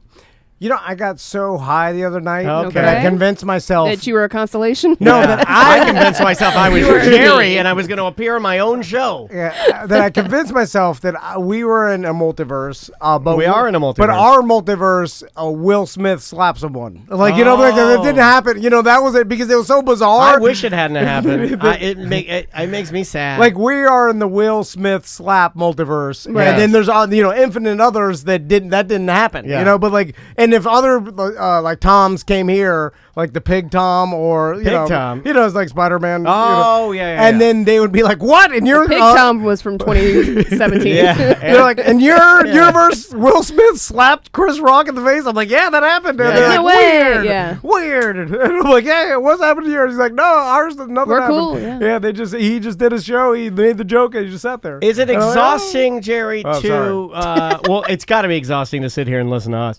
Is it exhausting, though, to... I mean, like, because we have a lot of Fringe shows that roll through here, and then you get there's a lot. This is the thing I like the most about Fringe.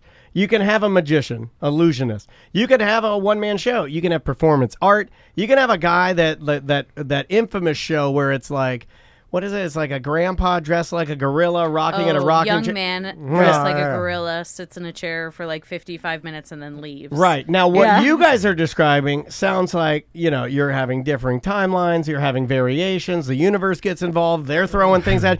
Is it exhausting to put on something that seemingly has an endless amount of moving parts, and you're only doing it multiple times for, like, let's say an hour in a week. Is that... That's where I'm going to throw that to Julie, because she's the one that her and her partner Mike Carr, who is working today, but they do that, and you tell a big story in not a lot of time. That's huge. Complicated. Is that difficult? It is.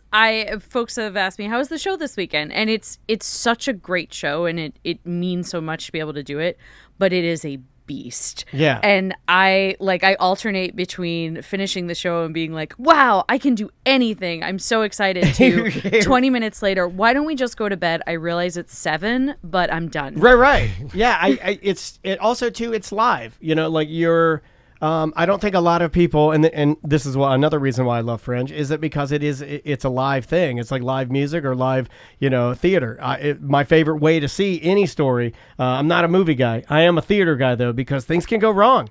The energy level on the stage is real. The anxiety there is real.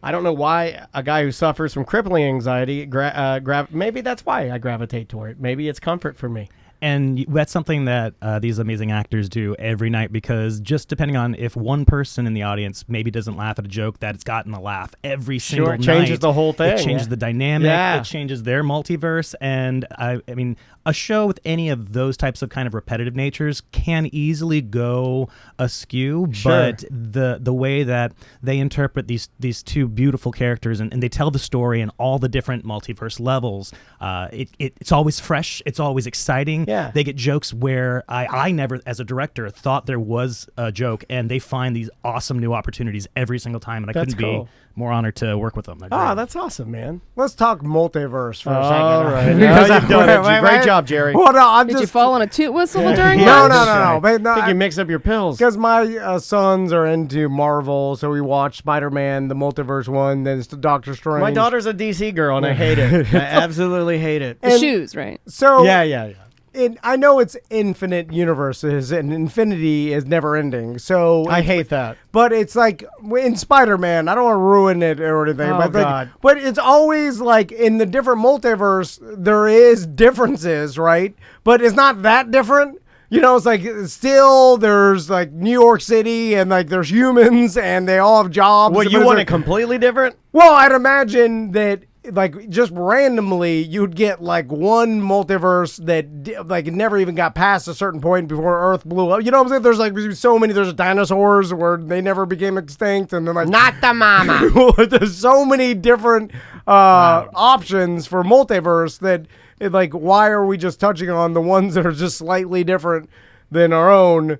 You know what I'm saying? It's like, all right, it was Pig Spider-Man, but it's still he's living a big. Okay, that's the second time he's mentioned Pig Spider-Man. I know. Well, that was the only one. Fixation. That Well, Pig at least Spider. Where do you guys stand? Where do Jerry and Julie stand on Pig Spider-Man? Are you against? As Tom is hates Pig I Spider-Man. liked, but well, at least it was something totally different. The rest of it was Do just you like cut a different hole? version. Do you I cut a was- hole for his tail? That's the only question I have for Pig Spider-Man. I was more partial to Spider-Gwen, but all Pig right. Spider-Man was great. Yeah, Spider-Ham. Isn't it Spider-Ham? That was Yes. Pig Spider-Man was Spider-Ham. I had the comic books as a kid. That was a real thing. 'Cause it's Peter Porker, real thing. Essentially, It's a real thing. Look it up. The idea is like something different happens in each multiverse, so it's the future is slightly changed a little bit, and that produces a different outcome than the other. Like one accident doesn't happen, and the butterfly effect of that It's just a creates some variation different. of like, Back to the Future, where if I sleep with my mom, she disappears out of the photo. Right? Right. By the way, if that's the least that happens, you know what I mean? I feel like more people would try it. You'd be walking to your friend's house and you see a lot of disappeared moms. And I'm it's just not saying. it is not your mom as you remember. No, you know, it's a completely different lady. Yeah, she's your age. It's not as Yeah, gross yeah, yeah. as Big. Now, Big is gross because you're like you have like a kid's mind in a human body, Oh, yeah, and yeah, like that's that's a almost like real a thing. pedophile. Yeah, and, then you're- No, mind and the pedophile. lady's okay with it, and then like Yeah, yeah. later, in order to make herself feel better, she lets you go out there and dance on a ginormous piano keyboard. I'm sorry, guys. I was always jealous of that scene. I always I wanted think to- everybody was jealous of that scene, but maybe that's why the world is all screwed up right now. Giant piano keyboard didn't hold up. It, didn't was hold not up. fun at all. Didn't hold up. It looked fun and big, but Yeah. like they had them at some stores and stuff, and you were walking on it, you're Yeah. like, not that good. Not that good. Why is the vinyl all dirty Also- and the C key doesn't work? Also, you have to know how to play piano for you to even do anything, or you're just like, ding, ding, ding, ding, ding. You know, like, it sounds like crap. It's like, this sucks. I want to sleep with that old lady again. And you cannot slide across it. No, That is, yeah. that is a lie. Julie It is, knows. yeah. Julie knows. Yeah. That is true. You got to have socks on, and you're not allowed to take your shoes off in FAO Schwartz. Yeah, and you need. That's why they closed. Yeah, it is why they closed. Yeah, there's no way you're jumping across keys and not landing on one before you're gonna screw it up. It's not gonna be perfect. Absolutely true. you But know. if I can blow your minds, Blow I can my mind. almost think that the Fringe itself every year is a little bit of a multiverse because you see sometimes the same people doing shows that are very similar, but they've changed one or two elements, and it's an entirely different experience. Oh, and hold then on a sec. You sneaky MFer. You did it. You got me.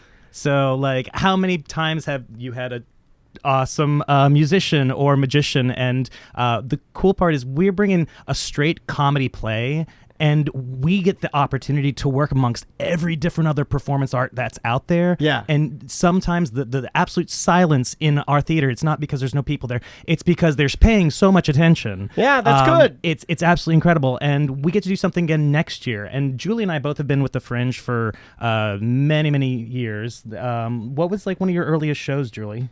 Or your favorite shows? My favorite shows? Oh my gosh. I mean, I think my favorite show, we did production called 5 Lesbians Eating a Quiche. I saw that. Yeah. Absolutely loved it. I wanted a part 2. You know, but, when- not enough quiche. You know, when she like dove into the quiche? That was me. Oh my God, I didn't see it. I was going to continue, but then I'm like, My, you know, thought my, he was- I thought he was no, going my to a business porno partner's a joke. liar. Yeah. He lies all the time. He does this to me, Julie. He's I'm like, so he's just gullible. telling me something. Well, I'm like, is this true? yes-anding. yeah, but you just told the last guest that you like telling people what they want to hear. That's and true. I leaned in and tried to do something that would And I please you, caught and you. look at you now. You're crapping on me. You're crapping on me in front of our new friends. Well, no, you could have. You didn't have to say you were lying. You could have just went with I, it. And be I like, yes, couldn't I do remember that that to part. Julie. There's too She much would've never honesty in her known. eyes. I can't even look her in the I eyes now. looked you in the eyes and She I did. saw. She did. She would have never known. I looked inside of her and I saw a good person, and I didn't want to disappoint her. Oh, you didn't look far enough. And now Jerry's laughing. So, I'm curious, like, how much stage setup or props do you guys? Because there's multiple shows at the Abbey, or do you guys like? Because this particular venue is the Abbey, which is a great That's a venue. great venue. And it's only $12, and there's multiple shows. But Yeah, Thursday, Friday, Saturday, Sunday, but definitely check the website for your times. Like, And make sure you get a button. do you guys use a lot of onstage props or like setup or anything? I think the show can be done like really overly produced, and we've just like really pared it down. So we've got a couple of chairs, some very basic props, but we have like a load-in time of 20 minutes, and it's actually time that the cast kind of gets to put themselves like really in that space, where some like heavier shows, sometimes you need an hour call just to really get yourself into a certain headspace. But again, two of the best actors in Orlando, and That's awesome. Yeah, that's a testament to how boy. good you are. Because, okay, like I've always said, if No, I'm take your compliment, man. Nobody That's well looked me in earned. the eye. That's well earned, you know. I mean, like obviously, if you have the main man in charge saying he loves working with you, that's an awesome thing. Like- I've never had anybody I work with, by the way, say they liked it. like, So I'm not a good actor, but if I'm in some jungle and a T-Rex, like a fake T-Rex, like mechanical, it comes out of the bushes, screams at me, Yeah. I will be genuinely afraid. I'll be shocked. You know what I'm saying? Like, and you're in the jungle. It looks real. Like, it's not even acting at that point. You're just reacting to Yeah, I've never your thought of that. surroundings. But if you're on a stage with nothing, and you boil it down, and it's Yeah, just yeah. Julie having to Like, take that's how emotions. you gotta be really good. You know what? That is one of the smartest things you've ever seen on the show. Well, it's- To be fair, though, I am reacting to so much of our show is us reacting to what the other person has said and building off of that. Like, so much of it is what we offer and then respond to the other person. But then it's not a giant T-Rex. You know what I'm saying? You don't know that. Well, all I'm saying is that you get like with 20 minutes set up, I don't think you're wheeling the T-Rex out there and plugging him in. It just doesn't sound like enough time. like if you're on $1 million movie set and it looks, or you look around and you're like, this is the gangs like of the New York. I'm Mandalorian. dressed like Bill the Butcher, and then they're running at me. I could, you know what I'm saying? How much acting you really need to, it's like you're actually in 1900s New York. I'm not taking You're not anything just on away this- from this guy because he is talented, but he is a comedian. But if you put Bill Burr in a stormtrooper outfit, he's a stormtrooper. There's very little acting going on there. You know, he's got the vehicle. Oh, there's a Darth. I got a Darth here. He's riding along. He got a pew-pew. He got some lasers. Totally believable. If he had to just stand up there and tell you he was a stormtrooper, not going to be as good. And he's one of the best. Yeah. But it's just not going to be as good. I see what you're saying. Well, go check out the store. The store. What was the store? Go check out the store. They have things you can buy. Capitalist Use Tom your Allen. monies. The show, Constellations. Jerry, Julie, thanks so much for coming Thank by. you. Thank you guys. It's Jerry and Julie. Jerry Julie is I believe he's a wide receiver for the Broncos. I got you. It's a slightly mispronounced sports joke. All right, we'll take a quick break. We'll be back with more Corporate Time. Welcome back to a Corporate Time. Fringing. We are fringing Lots this of week. fringing going on. And in fact, this is the last week of Fringe, so if you haven't checked out any shows, you should. If you've been on the edge deciding of whether or not you wanted to go, now would be the time to decide, and I would go. Don't stay on the fence. in studio to talk about a show called The Family Crow, a murder mystery. Adam's in studio. How you doing, Adam? Hey, good. How are you guys? So, You Adam. gonna tell him that you call your wife the Crow? Oh, well, yeah, I was going to work that in. Okay. I figured But I now just, that you've spoiled it. I figured I just blurt it out. Yeah, I just want to blurt it out. Oh, I didn't yeah. want him to be confused and think that you are dating the ghost of Brandon Lee. No, you know, she's always calling at me. Is that old? Yeah. A lot of that. That's what it sounds like in my head when she talks. But I want to talk about the show because reading the bio of the show sounds like the most insanely complicated thing Can I I could just possibly read it? Will that imagine. be okay? Yeah, I'm just gonna that'll read save it. us some time. A horrifying murder has occurred amidst the Crow family. One man and one puppet masterfully play all the characters in this murder mystery. From the bozo who brought you Baker's Dozen 12 Angry Puppets, Best Specialty Show 2017, and crowshow.ca if you want to check out more information. But yes, Tom, this sounds complicated. So, well, let me ask you first off, Okay. and excuse me if I'm using the wrong term, but What'd you say? I kiss the sky. What the F are going on? Excuse me while I break into this impromptu Jimi Hendrix riff. well, I was gonna because ventriloquist or puppeteer.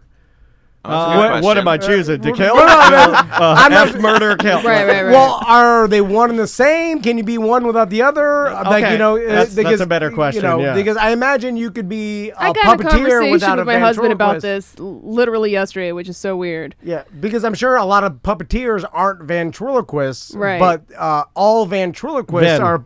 You're a ventriloquist. No, the ventriloquist. Ventriloquist.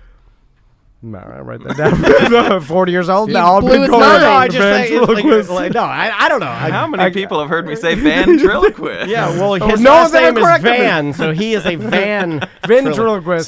So good branding. what do you consider yourself? Are you a puppeteer? Are you just a storyteller that happens to dabble in puppets, or? Good question. So in terms of ventriloquism, I do not consider myself a ventriloquist. I consider myself a puppeteer. I can do ventriloquism, but it's not really. Oh my God! You sound just like Johnny Depp on trial. His voice. Oh no! Yeah, no, it's a good thing. Oh, he's back, Is and everybody, Johnny Depp a secret Canadian? everybody Is that- loves him now. Y'all, my Yeah, neighbors you're are right. Canadian. They're so nice. Oh yeah. Shout out to Stu and Sue. Sorry, continue. Yeah, so I don't consider myself a ventriloquist. Most of the stuff I do is puppetry where the mouth moves, and why, I don't know. I'd have to think about that. It's probably like when you're doing ventriloquism, people are just looking at you like, are his lips gonna Can I move? see his mouth move? Yeah, Yeah. that's it. You're And trying then- to find the magic Waiting trick. to fail. Like Yeah. they're waiting for you to mess up. Exactly. And when you're doing like at least the kind of stuff I'm trying to do, right? When you're doing theater and storytelling, people you want them to pay attention, not just be looking at your lips, being like, Sure. "Did they move?" I like crossing my arms and saying, I can see his throat moving. What a pronounced I'm not sure Adam's this is apple. real. Yeah, exactly right. And I've lost track of the other half of the question. It was Oh, So have we. puppeteer. Yeah, they're long yeah. questions. Yeah, I know. sorry. They're really purposeless. Let's just hang out. No, Sure. yeah. Well, so how'd you even get into this? Like, how'd you get into puppeteering? So the first thing is I worked here in Orlando in the parks as part of the college program when I was, just in university. So I kind of got like some base level training there. But then the real answer is I live in Toronto. And when I moved there, I was in the first Canadian cast of a show called Avenue Q. I don't know if you know Avenue Q. Yeah, I've heard of indeed. Avenue Q. Indeed. So, and that kind of started the ball rolling. That was a very successful production. And That's then, the top tier puppet show, right? that's what you want to do. And I, I hadn't really considered it. And there were a couple years where I was like, oh, I don't really want to, be the puppet guy. I don't want people to be like, oh, yeah, that's Adam. He does puppets. And now I'm just like, hi, my name's Adam. I'm the puppet guy. It's Yeah. just Oh. quicker, right? Yeah. Yeah. Do you have to do voices? Do you have to change? Sure, Because yeah. your natural speaking voice, I think that's why I gravitated to. It's very pleasing. I like it. that's nice. You have a good Thanks. cadence. It sounds like I could. I don't know. I'll listen to people when I hear it. I'll be like, oh man, that's good. Like he's like just the way you kind of. I don't even know how to articulate what I'm saying. It's like the way you present your words is proper. It's kind of like I can kind of tell you're from Canada, but not really. Yeah. I don't think people from Canada can tell I'm from Canada. It's like Yeah, this yeah. weird mix of like acting school where they try and beat any accent out of you. Sure. Plus, I'm from like Northern Ontario, which is, kind of rural, small town. Right. And then I live It's in Toronto country. now, and then I spend a lot of time here in Orlando, so you got that twang there too. Yeah. There's a lot going on. How do you go about acquiring your puppets? Do you make them? I or- make them all. Yeah, most Yeah. puppeteers, and we know who was the gentleman that gave me Mr. Snarts. Forgot his name. I think his name is Matt. A lovely man, and he made us both puppets, and they're incredible. I should have brought mine in. My daughter has taken a liking to it, and she keeps it in the case, like super nice, and puts it away and stuff Yeah, like yeah. that. But like when you look at these things, they're truly works of art. Like, is that something you had to teach yourself, or is that something you kind of dabbled with, or? Totally taught myself. Yeah, there's a fair amount of generosity within.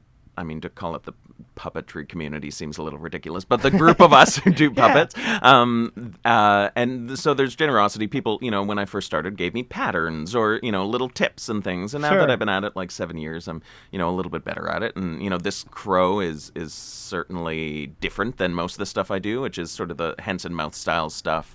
It's sort of foam and fabric. This one's like more hard and marionette like. And I developed this one in Australia. I was doing an artist residency in Melbourne with a company called the Puppet Smithery, and with them I kind of worked on this I puppet. follow a lot of puppeteers and like unconventional puppeteers on Instagram and TikTok. I know you think I'm lying. There's one guy in particular, Barnaby. always I do. think his name's Barnaby Dixon. Barnaby Dixon. Yeah, Barnaby Dixon, and I knew he'd know the name because there are certain people when you look in those industries and you look at what they do and you're like, holy crap, like that's not just puppetry, or that's not like when you're talking about forming this new crow puppet. Did you have to hit up somebody for like research on that, or did you just try trial and error, like making a different styled puppet? Yeah, it's there's a video on crowshow.ca where I kind of show the history of it. So Puppet Smithery has this way of making puppets where they make everything out of trash, like newspaper and cups and elastics and tape and stuff. Yeah. And that's a good way of seeing, like, does it kind of work? And then you go from there. So that's sort of how I developed it. But yeah, I mean, it's just throwing stuff at the wall until it sticks, right? See if and it works. And honestly, partly because of the pandemic, I just had this puppet sort of on my shelf in my studio for a year, and I would just stare at it, and then after this many months, you're like, oh, I hate this about it, and then you fix that, and then oh, I hate that about it, and then I fix that. Right. Is there a traditional, like a hand placement as opposed to a modern day hand placement inside the puppet as far as working the puppet's mouth? Like inside, everybody imagines like, okay, sock puppet. Like as you open thumb and the rest of your There's fingers, a loop, that's the thumb mouth, in, right? That's the mouth. And so, are there different styles internally that we're not seeing, where you're actually working eyelids or other things, that's a good question. like more complication that we're not seeing, because everybody's just thinking, open your hand and shut it. For sure. When I teach puppetry, the first thing I do, especially with that style of puppet, like the sort of Henson style, I make people put the puppet on and say, all right, let's just get this out of our system. Let's just waggle the dolly, as we say, and then we can move on. So this crow puppet is actually it's a rod puppet. It's got triggers on it that move the mouth and the wings and stuff. So it's not that style. But with that style, yeah, I think if you look at a lot of like TV puppeteers and pro puppeteers, you're going to see like a lot more relaxed than you think. And the top of the hand, puppets on a podcast, man. But the Puppets on a Podcast was the original name of the show. But the top of the hand is like kind of looser and a little more curved, and it's not actually flapping up. You got the thumb moving down because you want to keep, like, especially on TV, you want to keep those eyes staring at camera or staring forward. And the last thing you want. Hard. Okay, yeah. It's hard. Just a little bit that we tried in here to keep it on our web cameras. Like there was no way. Like, give us a week, no way. Give us 2 weeks, not gonna happen. Well, and then the thing that a lot of people don't realize about television puppetry is you've got your monitor, but it's reversed. Like, it's not flipped like if you're doing a selfie on your iPhone, right? So like if you're moving your puppet to the right, it goes to your left on the screen. So like that's a whole thing that you have to kind of get used to as you're working in TV. I can't even do that when I'm trying to take a selfie of myself. I'm like moving, like most people can't do that. Yeah. This may be crazy, but every time I see like any puppet on TV and they're talking, like if they're on SNL or they're doing local news or whatever, the scene where like the newscaster is talking to Kermit or whatever, the puppet. Right? Yeah, I was watching Holy Moly last night. Kermit the Frog was talking to Rob Riggle. Yeah. And so all I could think about is the fact that there is a grown person underneath there, but just like essentially staring at the person's crotch, because they're down below the table, and I'm like, it must be awkward for the human down there to be crotch level with the person as they're, you know what I'm saying? It's weird, absolutely. Right? And so, usually it's like, hi, good to meet you. All right, down we go. So is that awkward? Like if you're doing some media and they're like, oh, they want you to bring the puppets, then you're like down there, on the bottom near their feet and crotch. Yeah, it is weird. It's kind of weird.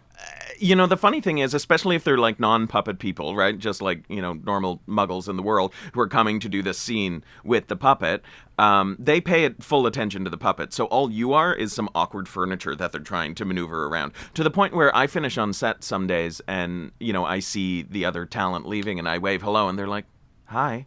Yeah. Like, you're the operator at that point. Yeah, Let's exactly. talk to the star. Where's the crow at? It's That weird makes sense. how easy it is. And kudos to your staff for doing that. They're, that's the way it should be. Absolutely. Like, I figure, like, our human brains are so dumb that, after a while, you're just talking to a puppet. Like, it just was no different. Like, I'm talking to this puppet. I'll be honest with you. You forget. I'll go back to my example, watching Holy Moly. When Rob Riggle was talking to Pepe the Shrimp or Pepe the Prawn, who is now, I didn't know he was in the Mafia.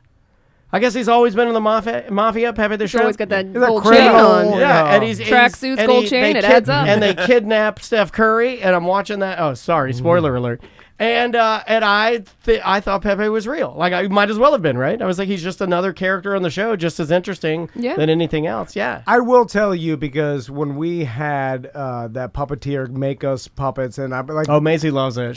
It's in rotation in the toys in my house. any kid, like my friends' kids that come over and then see it, they all gravitate towards that first. It's sandbox. It's open world. There's no limitation to it. Yeah, you can make it any character you want it to be, and it can do anything you want it to But do. like in a infinite amount of toys that we have in the Right. playroom with a But million. most kids grow up with puppets, right? Whether it be the Muppets, Sesame Street. I mean, you But kind of what start he's out with saying, puppets. though, They is didn't have, like nowadays, it's so diluted that it's not like when we grew up with Sesame Street. Like my boys rarely watch. Okay, I'll go a step further. I think it's evolution. I think it's evolutionary. I think if you take that puppet and throw it in your kid's playroom and just invite rando kids over, 9 times out of 10, the kids are going to find the puppet and all gravitate to it. I don't know why. I can't explain it, but there's something in our DNA. Bringing where, a character to life or something.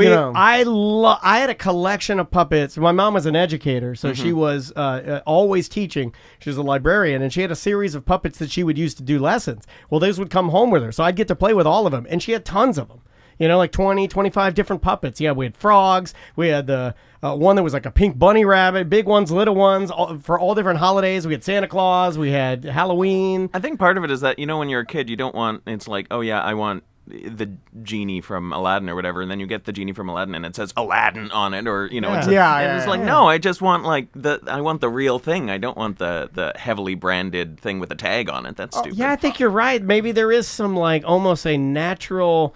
Like a natural sloughing of like, don't give me this gross corporate thing. Let me use a little bit of my imagination to create a character of my own. Oh, Adam, I'm not sure if you're familiar with this person, but and Daniel will know what I'm talking about. But it used to be a bigger thing. I rarely see him anymore. But it used to be like every time you were at like a boardwalk at the beach or some populated like St. Augustine, you're walking the streets, there would always be an old man that had what appeared to be a fake tiny ferret that he would manipulate with his hands. Well, these people are pedophiles.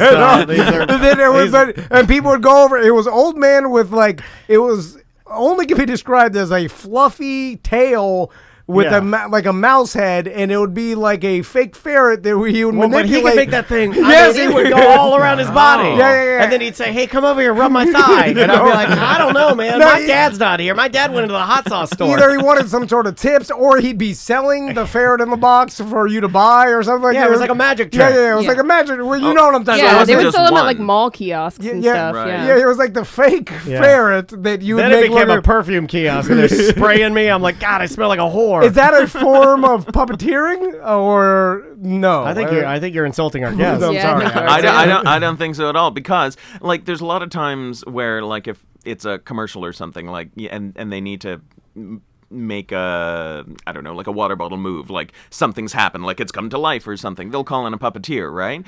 Or usually, more accurately, what'll happen is they'll get a crew member to try it for a day, then the next day they will emergency call in a puppeteer because it just looks like crap. Yeah, because the puppeteer understands how to emulate the movement so that it tricks people's heads to believe that it's a real thing. Yeah. Because that's what you're just tricking our human psychology, because the movements emulate a person so much that it's like, oh, I'm talking to Kermit. Yeah. You know, like, or that, you know. Absolutely. It's just, like adding breath, adding animation, right? Which, I mean, this is the tricky thing, right? It looks so easy, right? You watch someone do it and you're like, oh yeah, that's fun, I'd like to put on a puppet, but then it, like a lot of things in life, it's not quite as easy. Quite as easy. I think it's terrifying to a lot of people. A lot of people don't even factor in. They're like, oh yeah, I could totally do that, and then they get up there on stage, they got their hand in a puppet, and they're like, oh my god, this is terrifying. Absolutely. Do you bring, and I don't know, I'm obsessed with this question, but do you bring multiple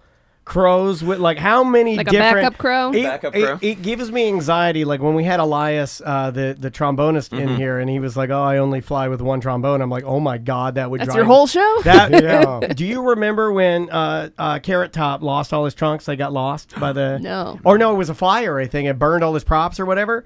And then he's that's like... right, He's his like, warehouse of props, He's like, I got nothing, because Yeah, it's like one and done. I only got one set of them. That is it. That's my ultimate anxiety. That's why I have so many redundancy systems in this studio. How many do you bring with you? So with the crow, I only have one, and it is, I know, it's horrible, and it gives me anxiety too if it makes you feel any better. But and especially when I have to put them in the mail. And ship them. Yeah, it's pretty horrible. But yeah, if something goes wrong, that's just kind of it. Knock on wood, of course, right? But Are we seeing the mail right now? Where is he? No, he's in a suitcase out there.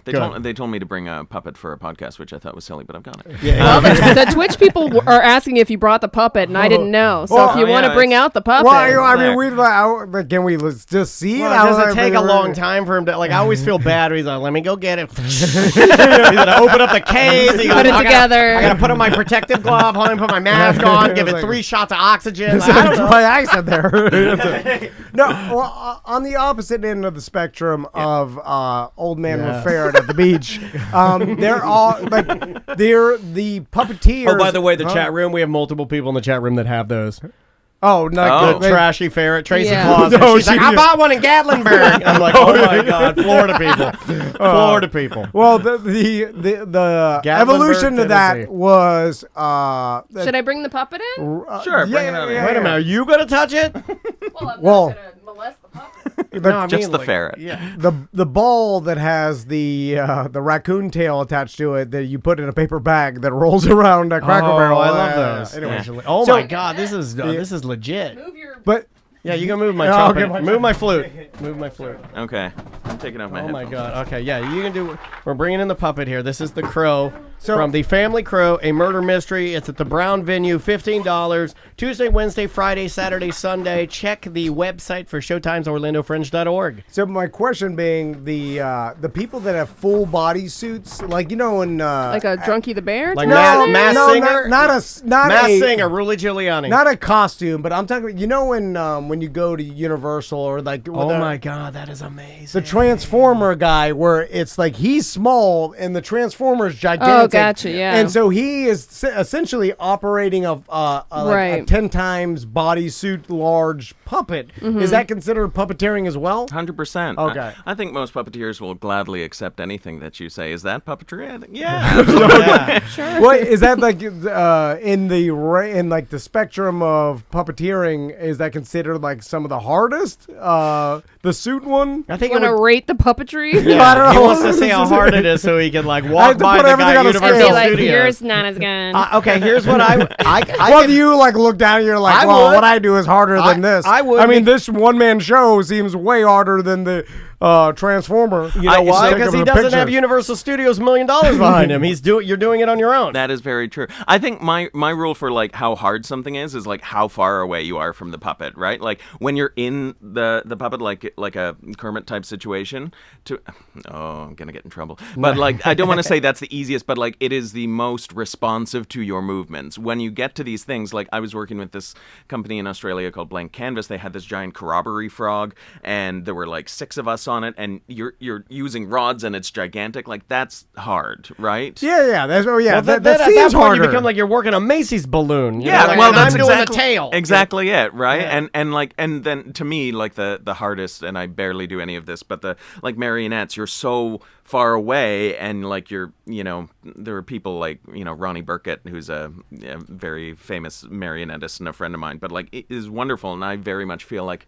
You just go. You do that. I don't need to. Well, there's do that. also there's a link. There's the disconnect. There is like almost like a slight timing delay to your 100%. movement to the marionette's movement. Yeah. Like, and that all becomes like these crazy little nuances. I've fallen down a marionette hole on YouTube, and then you see these guys. They can literally make their marionette's hand like come down and grab a cigarette, like a fake cigarette, put it in the butt. I'm like, crazy. what It's incredible. and Barnaby Dixon is one of those guys. Like you'll Yep. see what he does with a black light, and he makes his hand basically disappear, but he's doing everything else with just his hand. And you're like, well, that's obviously a creature. No, it's not. It's just his hand. Yeah. It's nuts. It's so incredible. this is that's a beautiful puppet. By It the is. way. I was literally just typing that in the my Twitch chat. God, man. Yeah, this is the Crow from the show.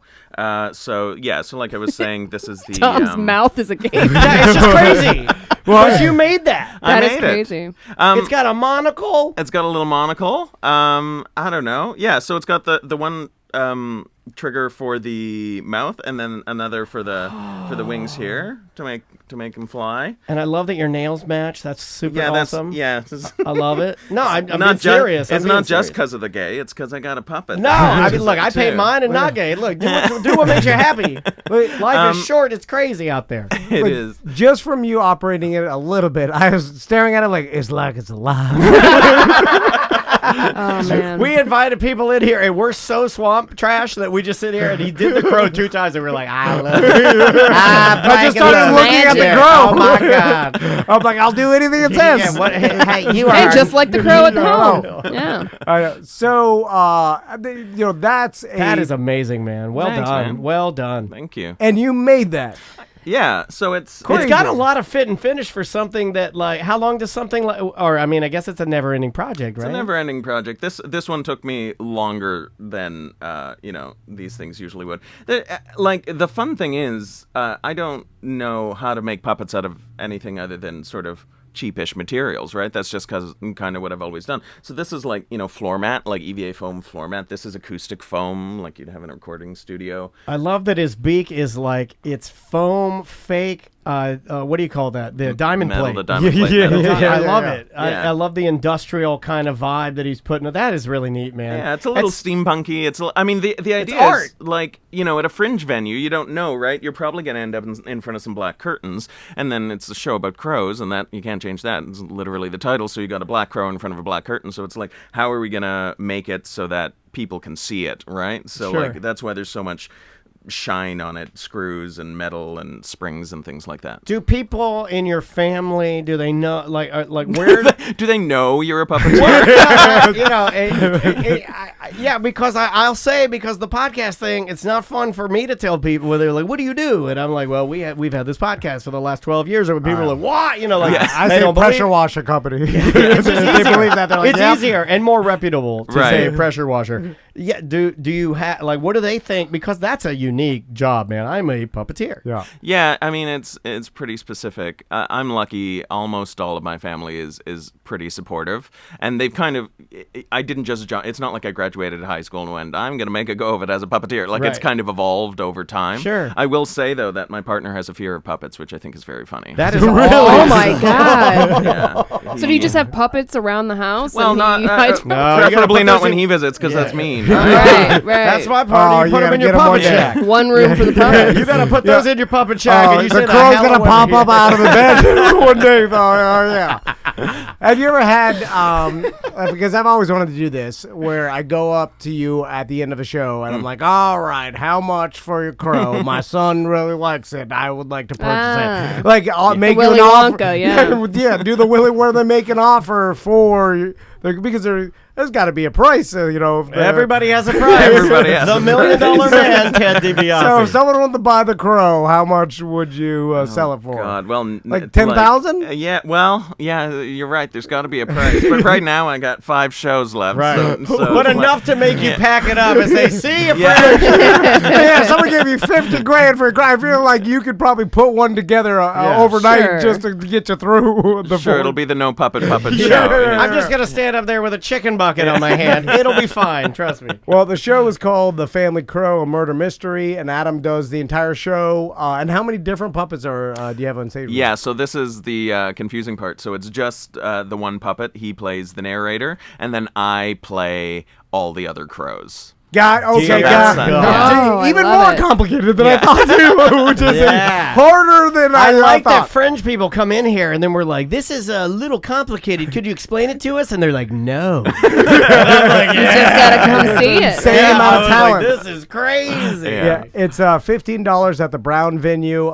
Again, just get the pass. This is so you super, can see everything. super duper unique, man. And thank you so much for the time. We really appreciate it. You're Of super course. talented. And where Thanks. can people follow you on social media and all that? Yeah, and so if you go to, so my website is puckingfuppets.com. That's my Okay. company Yes. name. Yeah. I love that. Yeah, very much. I'm glad you said it, not Tom, because that would have went very wrong. No, I You know what? didn't even. We were both avoiding it because we're that dumb. Adam, thanks so much for coming by. We'll take a quick break. We'll be back with more Corporate Time.